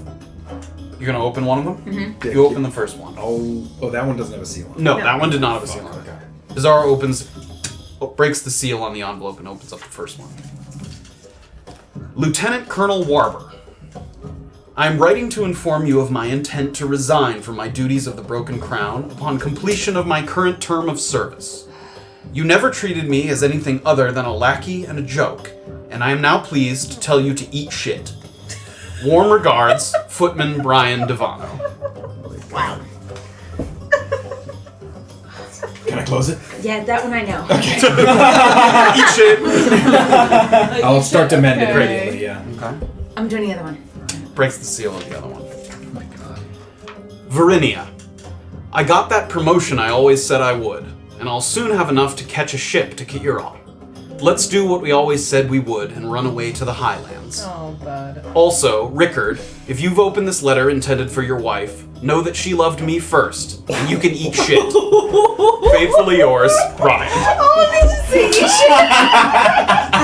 Apparently he wants everyone to eat shit. There was poo down there. I'm guessing that's what this coin is for. Coin? Oh. There's a pouch of There's coin. a pouch Oh. of money. And he's going to run away with this woman, I guess. Okay. Start mending it. She's like... Has the other one done by Yeah. now? I'll start on that one. Okay, so Well, it takes 2 minutes. Is there anything we've really discovered from this? Well, he's probably working on the table for some kind of thing, and also he's going to resign soon. Right. So, should we just leave him his money? Yes, we leave everything. Fine. Shit everywhere. It's obvious that someone has been down here. Amari said don't take anything. Okay. Right? He did say that, yes. Other than evidence, but yes, that is what he said. Well, What do we have for him? Well, the thing that I got wasn't signed by It wasn't anyone. signed, no. And it looks to be in different handwriting than the ones Beezaura Right. had. So it looks like someone writing to rather than him writing. well, it looks like that he got this wine from someone Yes. as a gift, and We could probably ask where he was coming from when Amari said he saw him bring in the wine. I don't know if it was from Leopold's or something else. can I go over He's to the coming carpet? from the basement. And the part that was wet with the wine. Yep. Can I smell it? Sure. Does it smell just like regular wine? Give me a perception check. The bottles are sealed, right? Yeah. The ones that are still there, yeah. Dirty 20. Dirty 20. It definitely smells like wine, yes. It's hard to, you can't identify it from, The it's soaked into the carpet, but Yeah, I didn't know if it had like some sort of, if there's anything in it. not that you don't pick up anything like that. Smells like a grimoire. It's a grimoire. So it must just be a gift, but I don't know what they were doing for them. Do we take that note? Give it to Amari. Yes. Okay. Okay. Do we try to put this place back together? I'm gonna put back. I think we put it The back 2 together. letters you're putting back in the thing? Yeah, right. Yeah, Okay. because they're No sealed. use to us. Yeah. Okay. Yes. Okay. Okay, let's hurry up and put everything Try to back. put things back together. Okay. Do you remember what was where? Yes. Yes. Yes. Okay. We moved. We put Take the the carpet carpet. down. Carpet. Give it Sort a of little damage, spank yeah. as I put We it down. put the table on top. Smooth out the portion that Try has to, my like, face arrange imprinted them, on it. yeah. Like, We put the wood plank back on top of the hole too. Well, yeah. Put the table on. If you don't say it. If you don't Armchair. say it, just walk Move the on bench carpet. up. Move the bench up. What the hell was in here? And the chair out of the chair corner. opposite. I'll drop my Maximilian Serving Breath. Leave it. Just leave it. Should we make our way up? How does it look? I mean, the rug looks visibly damaged. Other than that, you guys did a pretty good job putting the room back together. Let's just go for it. Are you pleased? Pleased?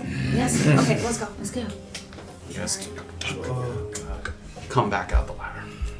100 gold. More. It was a couple. It was There's probably more more than than 100. that. You poke your head out. Who's first coming out? I guess I'll be first. Orba pokes her head out. She looks out to the street, where Amari, with his cane sitting on the post, still looking around, doesn't seem to have signaled in any way. And as he looks, he turns and kind of catches you around the side and gives you kind of a look. Orba climbs out and gives up. them the thumbs up. Great. Give me stealth checks, all three of you, as you move up and up. That's why you gotta do this. Dirty 20. 16. Finally.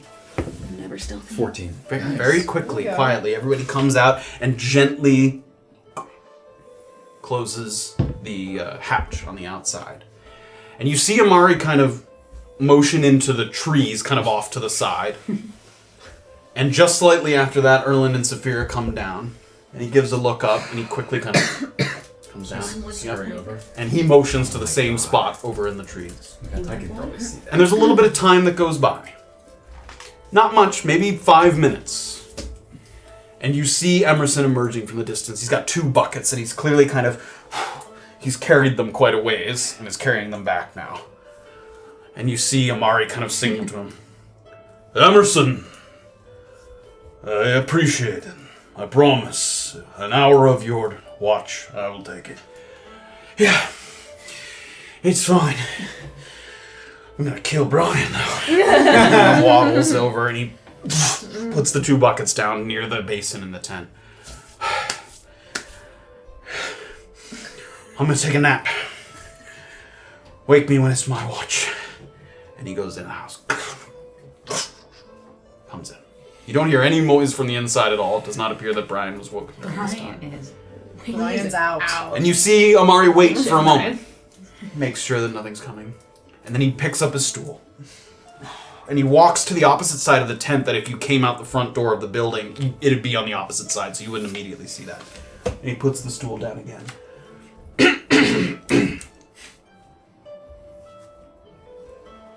And everyone kind of comes over. And he leans in, and the first thing he does is look at Graven. What on earth happened to you? There was a rug What? that attached itself to me and almost smothered me to death. I shouldn't be laughing. Some sort of trap. Yes. Yes, it was a rug of holding. Yes. Smothering. Smothering. Like a bag of Definitely did more than holding. Smothered. Didn't hold, it smothered. Yeah. It wasn't that gentle. It wasn't caressing. Those exist, but that wasn't it. Not a cuddle. cuddling. Orba looks really rough when she says it too. Really Oh yeah, tired. you're that one, right? Yeah. Are you alright? I'll be fine. It's we put it back as best we could, but you know the rug, we had to kind of beat the shit out of it, so I did not mean to put you in danger. that's okay. It's okay. It just might be obvious that something happened down there. I think the worst part is we didn't really find very much. I was going to say, I hope it was worth it. It seems we found the wine that you suppose that So it was there, and? it was there. It just seemed that someone had sent it to them for doing a good job, but it wasn't signed. I'll hand him the note. It wasn't signed and didn't have many details. If you know the handwriting, maybe, but There was also a large sum of money, as well as 2 envelopes, one addressed to your Lieutenant Warber. Colonel Warber, and one to a woman named Verinia that he plans to run away with. He's resigning. Do you have this note? We left them. them back there. They were sealed. Did that one have a name on it? This one has no name. They were signed, yes, They by were Brian. by Brian. And he looks a little disappointed. He's like, Do you wish us to go get it? Can't get it now, I don't think. I don't think it would have done much more than just the information that he was leaving the post and that he said that Warber never treated him correctly. No, it's Tell me not to- the information so much as the fact that it had his name on it. This, I agree, is suspicious, but easy for Brian to deny. Could you forge after looking at his signature? Could you put his signature on that? It wouldn't be great, but I could try.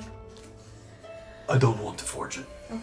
I apologize. I thought we were supposed to leave things the way we found them. That's all right. This is something. Anything on your end? The tiles that you pulled off of Emerson. Off of Emerson. There's a quiver in his room that has a sort of He secret. is hiding notes. A secret compartment, and we found this note written in his hand. It does seem to be notes about, possibly planning robberies. And we also found this chalk, and I'll give him the chalk as well. This is good. Also very concrete. Good. And correct me if that's his handwriting, right? That's It does look yeah. like his handwriting. Yeah, that you compared to Yeah, the and lyrics. he has a journal in his room, which we didn't take because that would be too obvious. Yes. But No it is name, his but I handwriting. have seen his handwriting before, yes. Does he mark carriages with this chalk? Is that how they run this? Or he could be marking places where the pick-up and drop-off points, possibly. We do occasionally do inspections of things that come through. Like I said, because we are so undermanned, it's really not much of an inspection at all. But I have seen Emerson move up and touch the carriages and later wash his hands in the basin.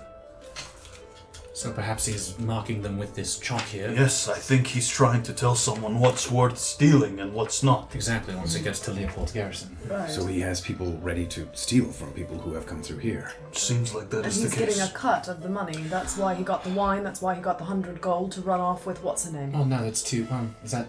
No, that's both Emerson. Yes. No, but Oh, I'm you assuming think, that do you they're in think it Brian together. is working with Together? him? Or? Well, I saw Brian take the wine down into the cellar where you said these notes were. Right, so that arrived on the carriage, correct? And A that- carriage that was filled with supplies meant to restock. We put an order in from Leopold's From garrison. Leopold's. Yes. Yes, so the wine is coming from Leopold's. So all of this, though, that's Emerson's writing, yes? Yes. And everything you found was Emerson's as well? Right. Or Brian. Was Brian. I think that the evidence against Emerson is very concrete. I can compare this to something else he's written. Very clear, very obvious. What do you think the point of writing this down is? This was the only note in the parchment, so I assume that he is in some way giving it to other people. Is he marking it and then heading into the settlement? Or? He makes supply runs sometimes. It was my suspicion, as I said, that he might be trying to earn money in a less reputable way. Well, it would seem that look, that would be a perfect establishment for a thief, right? You have perfect way of scanning what, should be stolen, what shouldn't be, who's going to be easy to steal from and who isn't, and then you can feed that direct information, directly to the Gentle Void and get a cut of, whatever's stolen. I agree. When yes. is your next shipment? 2 days from now. Well, we're going to be passing Leopold's garrison. Is there anything that we can do to assist you? In this No, I don't want to burden you, and I don't want anything to happen until I am able to put the pieces together. I'm going to send a letter to the Broken Crown with all the evidence I have and make my case that way. If someone comes looking for them or more evidence, the opening with the wine is underneath the rug and the table. All right. But do warn them probably about the rug, right? Do I know about Rug of Smothering? Mm-hmm. And Sure, you've heard of them, yes. Has it been just once you defeat it, is it? Until it can be sort of re-ignited with magic. Oh, okay. But yes, until that happens, it's dormant, yes. Okay. Have you ever heard of reincarnated spirits of Wultukanen? It's an old, popular Antisuyu myth, I think. He looks to Beezaura and some of the other people, and you guys have heard the name. It goes way back, this sort of spirit that reincarnated itself over and over to save the world. And people don't know if it's really true, kind of has a mythic quality to it. It's a story that people tell their children. Oh, so it's just common. This wouldn't link Emerson to any sort of belief system, because the creatures that you found represent the different I suppose we should reincarnations. explain to you if you should need to reopen it. So, and I'm going to kind of in detail Sure, say, you can sort of describe the way. explain to him who corresponds with which animal, and then explain to him how you would turn the lock. I don't think that the Wultukanen himself has significance. It sounds like it was a cipher, a code for him to open it with. He still has the key in the back of his notebook. I think he was meant to memorize it. It seems that it was. I would venture to guess that it was given to him by someone who he's working with, and he hasn't quite worked out how to memorize it. So he's kept the note that he's supposed to, burn. So that note could have maybe been of interest, but it didn't have a name again. Only would have been handwriting though. You would have been going off I of. doubt that I would have been able to tell the Didn't want to take the cipher out of his That book. note is in that note is in his journal. He obviously would have noticed its absence. It also leads me to believe that he won't, unless you, until you return the tiles back, he won't be able to get into the quiver. That He won't and the know only thing that we that's stole was absent. from the quiver. That's good. That will give me time to make a write-up and send a letter. You could, if you wanted to, make an exact copy of that note, and then presumably, I want the one with No, I his know, handwriting. but I mean, you could try to fool him. I doubt I'm that skilled. Yeah. Can you recall the notes that you left? The contents of these notes? If you'd like to send something to Orba, Lieutenant Colonel Orba. yeah, Orba, you could predict the future by saying that he plans to tell him to eat shit and that he resigns. That he always saw him as a lackey. Alright. And the woman he's going to run away with, Verinia. Verinia, married woman. Not the name I've heard him They say. want to go to Kaira. Planning to use these savings to do Yes. this. Well over 100 gold in a sack. So if for some reason... What's his name again? Brian. No. Warber. Warber. If for some reason he doesn't believe you, tell him that he can expect a letter with those sentiments. And that Well, I will write to Orba. I'm not sure what he will do, but I'll say that if he plans to resign, that there might be suspicion behind it. Brian said that once his most recent assignment was ending, I'm not sure the Broken Crown terminology, I can't remember, but it didn't seem like he was just flat out quitting. It seemed like he was going to finish serving whatever time he had. You said 100 something. Not enough for a boat to Kaira. How many? could have been more, right? It was over 100 gold. He still might have a ways to save, which is why he's not yet resigning. Right, okay. How much is a boat to Kaira?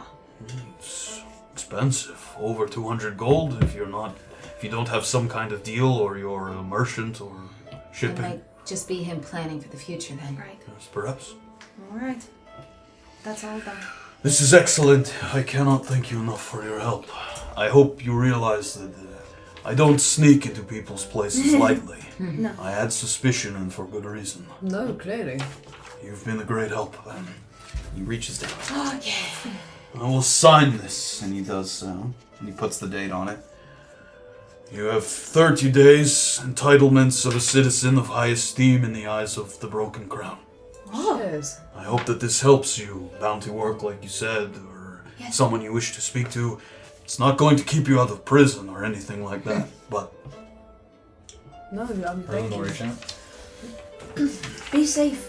You're out here alone with these two men. yes, you as well. Especially if they're involved in, Yeah. nefarious practices and they might suspect that Yeah. they might see you as an easy target, so. Yes, I hope that there's been no reason yet for them to suspect this. As soon as I've sent a letter, I will hopefully put the tiles somewhere and hope that he discovers them thinking he accidentally put them there. Okay. Right. And when he does, just know that you're not going to have much time before he discovers. Yes, I'll make sure that my word has gotten out and that I'm safe. And apparently it may be that they discover damage to the rug and, Yes. Well, I'll have to take my chances. Good luck. yeah. Thank you again for a second time. You've been a great help. I'll tell Ravi you said hello if I see him. yeah, Please do. of course. Thank you, Thank you. Take care. and good See luck. ya. Take care. And he takes the note, and you can see he's heading back to the tent, but he's already kind of looking at it just to sort of read all the details and things as he sort of puts together his information. You guys return to the spot where you've tied up your horses, put your armor back on, grab your equipment. Orba, come here. Oh, Oh, you're at Cure Wounds. I did good. Second level. Oh. Look at you. 12, 13, 14. You're curing so beautifully these days. 15 HP. Thank you. Sorry we couldn't get you out quicker. So a rug, huh? You have no idea. No, clearly. I mean, It's very silly. It's pretty scary. just really snuck up on you, huh? It's a very big rug. Just looking at the size Magical of Graven. rug. It wasn't a regular rug. And you've never heard of a rug of smut. That, outside of magic circles, is not familiar, so you're not like, oh wow, that's so scary. Very large, powerful rug. There's magic in it. Next time we go into an inn, Goliath will be sure to check the ground for you, really search out the area. Alright, you two. It was pretty intense. I've seen how long you can hold your breath. We'll see next time. Guys, this is getting savage. Let's get moving. Yes, please.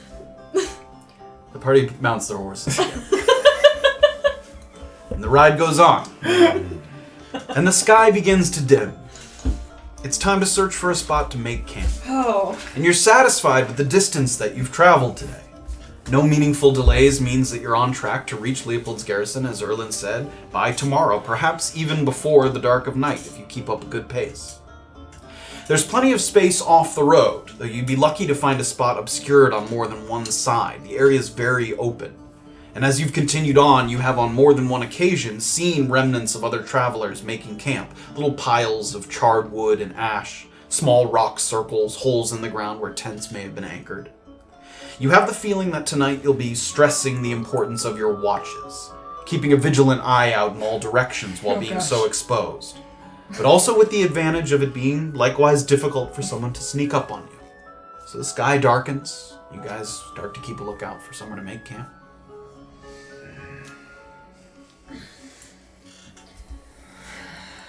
Yes. I've expelled most of my effort keeping myself alive in that basement. I'll definitely need a rest before we get anywhere. Yes, we all we should take one. We're sort of off in like an outcropping of trees. Is that what you're saying? You haven't gone off the road yet. I was describing sort of the Oh, route. You're on the road right now with your horses. Yeah. You can, Should we veer off? Nighttime-ish? It's just about getting dark. Yeah.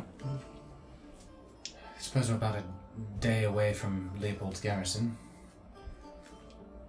Roughly, so hopefully Start out early tomorrow. if we wake up early, we can. I think we would make Leopold's garrison the next day. Mm-hmm. Yeah. We can Unless make, something waylays you. Yeah. we can make Leopold's garrison if we, ride well. Alright, Okay. so let's rest up for 4 days travel. All right. Yeah. You pull off the road a little bit. Yeah. And you're making camp for the first time outside the grove in a couple of days. As you're shedding your equipment and belongings, there's time with a clearer head to take stock of what you've gained and what you've lost.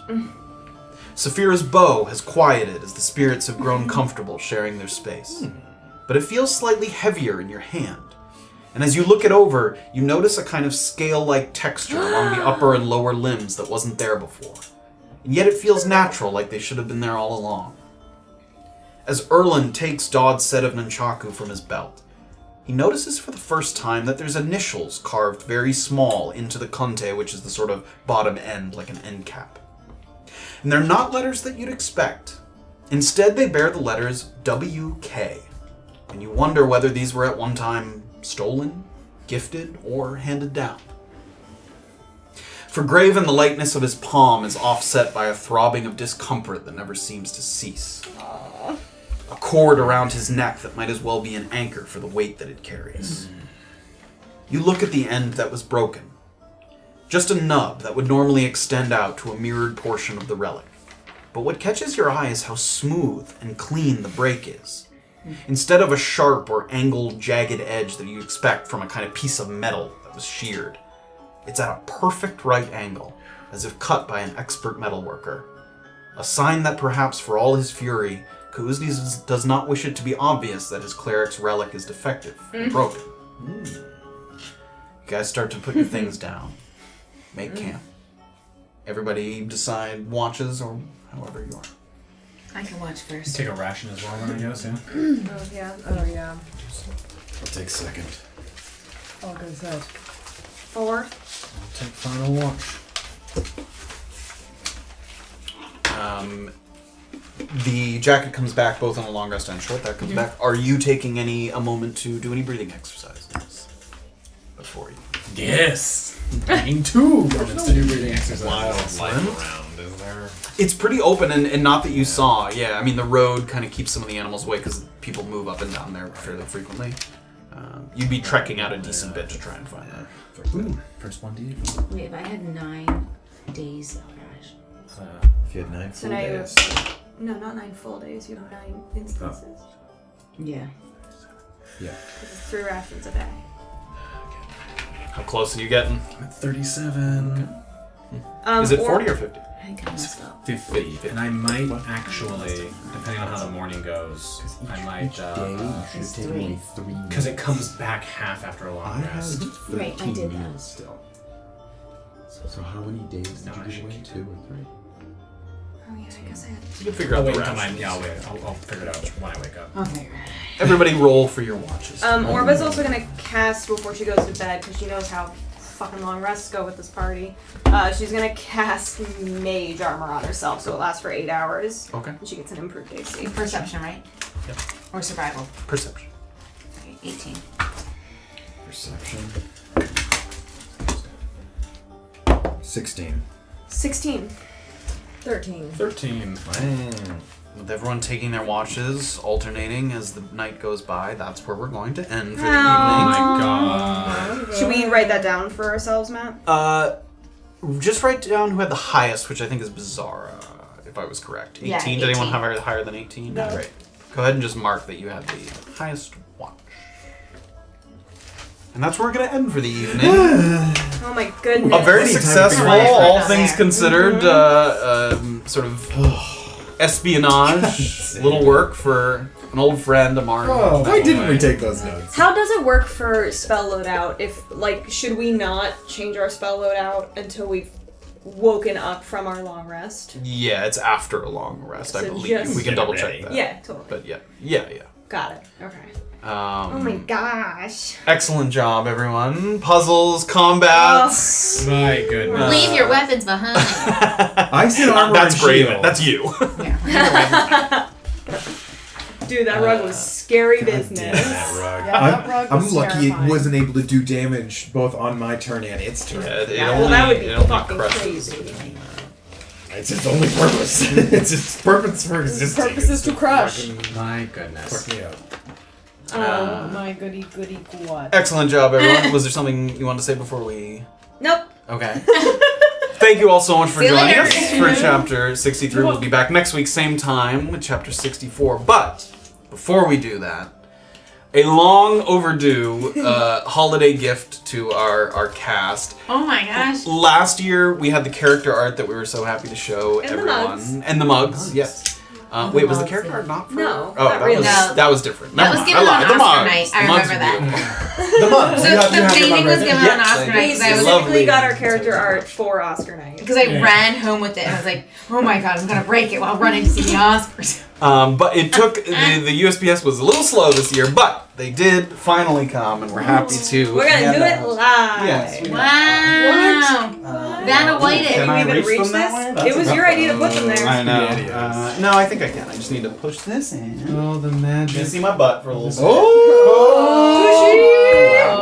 Get it, grab it. That If you does- sub, you'll No, keep no. showing Do you his need me to get butt. up there? Yeah. Sub for more Sub for more butts. We can't advertise that. That's We can. There's a single butt. Look, there's a butt. Now we can advertise for that. We can. It's not even So false their names are on advertising. the bottom of the bags. Oh my Oh, goodness. they're bags. I love penguins. I love penguins. Wait, on the bottom? That's bottom right. If Safira gets a penguin On the other in side. her bow, No. Like front, bottom, No. right. On, in the corner. You did make it sound like bottom. Yeah, you said Not bottom. funny. It did sound like You that. don't get to take my. You should. I can't do anything. Raven, can you pass that to Anne? Watching Matt do this is like, is it a foreign? Like, it's like, you hand out gifts. And Beezaura, and Thank you. go ahead and open them up. Yes, my God, oh my God, oh my please. Jay says Is there's it socks. socks? Is it socks? Is it socks? Open it, you bitch. Stop asking. Stop asking. Bombas with my face on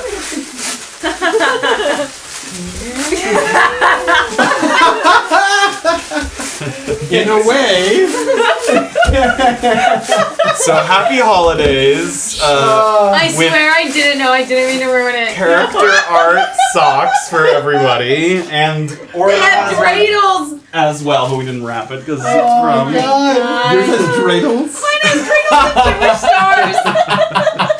Oh my god. Can we we put them on the battle map?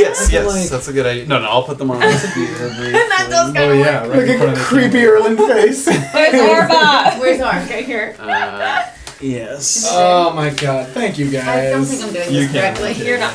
Oh no, I'm Go ahead not. and toss them. I Put them love on how Instagram. fed up we all look. for We're like, later. no, we absolutely do Just not want to be on absolutely this stuff. over it. Yeah. I love how yours has cookies. It's like Graven's decorated himself with Christmas lights. I was next to those Christmas trees, like I don't even believe it. So- Cleric of life. Goes perfect with a tacky Christmas sweater. A little, Oh. That'll go great with my dreidel sweater. So Yes. whoever want Divvy Up. Yeah, very Divvy fun Up for does. Doing our D&D They normally character on their website they advertise, friends, family, and pets is their big thing. You put your pet's face on it. And when we emailed, there was no pictures on the website of like art, and we were like, "Hey, we have this like art of and there's faces. Can you just take the faces?" And they didn't say anything. They just did it. So They probably have gotten some. I love the hunger. Like when Look at these fucking it's like, can you put the name Graven? Oh yeah. I'm like, how about Mr. DM, my DM? He's like, I don't. Sure. Lady, don't tell me about your personal life. So happy holidays, everybody. Thanks, guys. Oh And- wait, yeah, I could put the Reddit link because you posted them on Reddit. I did. Reddit was like down earlier today, What? so it didn't. For a little while it was. What? How Here, dare I'll put the. So it didn't. It didn't get a lot of votes. It No, like it should didn't. have. No. Nobody liked my post. But yeah, there's like closer up pictures there if you want to see them. Here. I'm putting it in chat. Oh my god. So cute. Happy holidays. Thank you you guys so much. so much for joining us. Yay. As always, we'll be back here next week to take the next leg of the journey towards Leopold's garrison and beyond. Yeah. Big step, Good. a big step for the party. And after Leopold's garrison, the next landmark is What is it? Navikapura. We'll get to level Say it 5. again. Say it again. Finlock Forest. We'll go right through We'll the take a right at Navikapura. all the way to the Finlock Forest. No. All right, everybody. Have a wonderful night. We'll see you next week. Bye. Thank you so much. Good night. Bye. Oh. Thank you.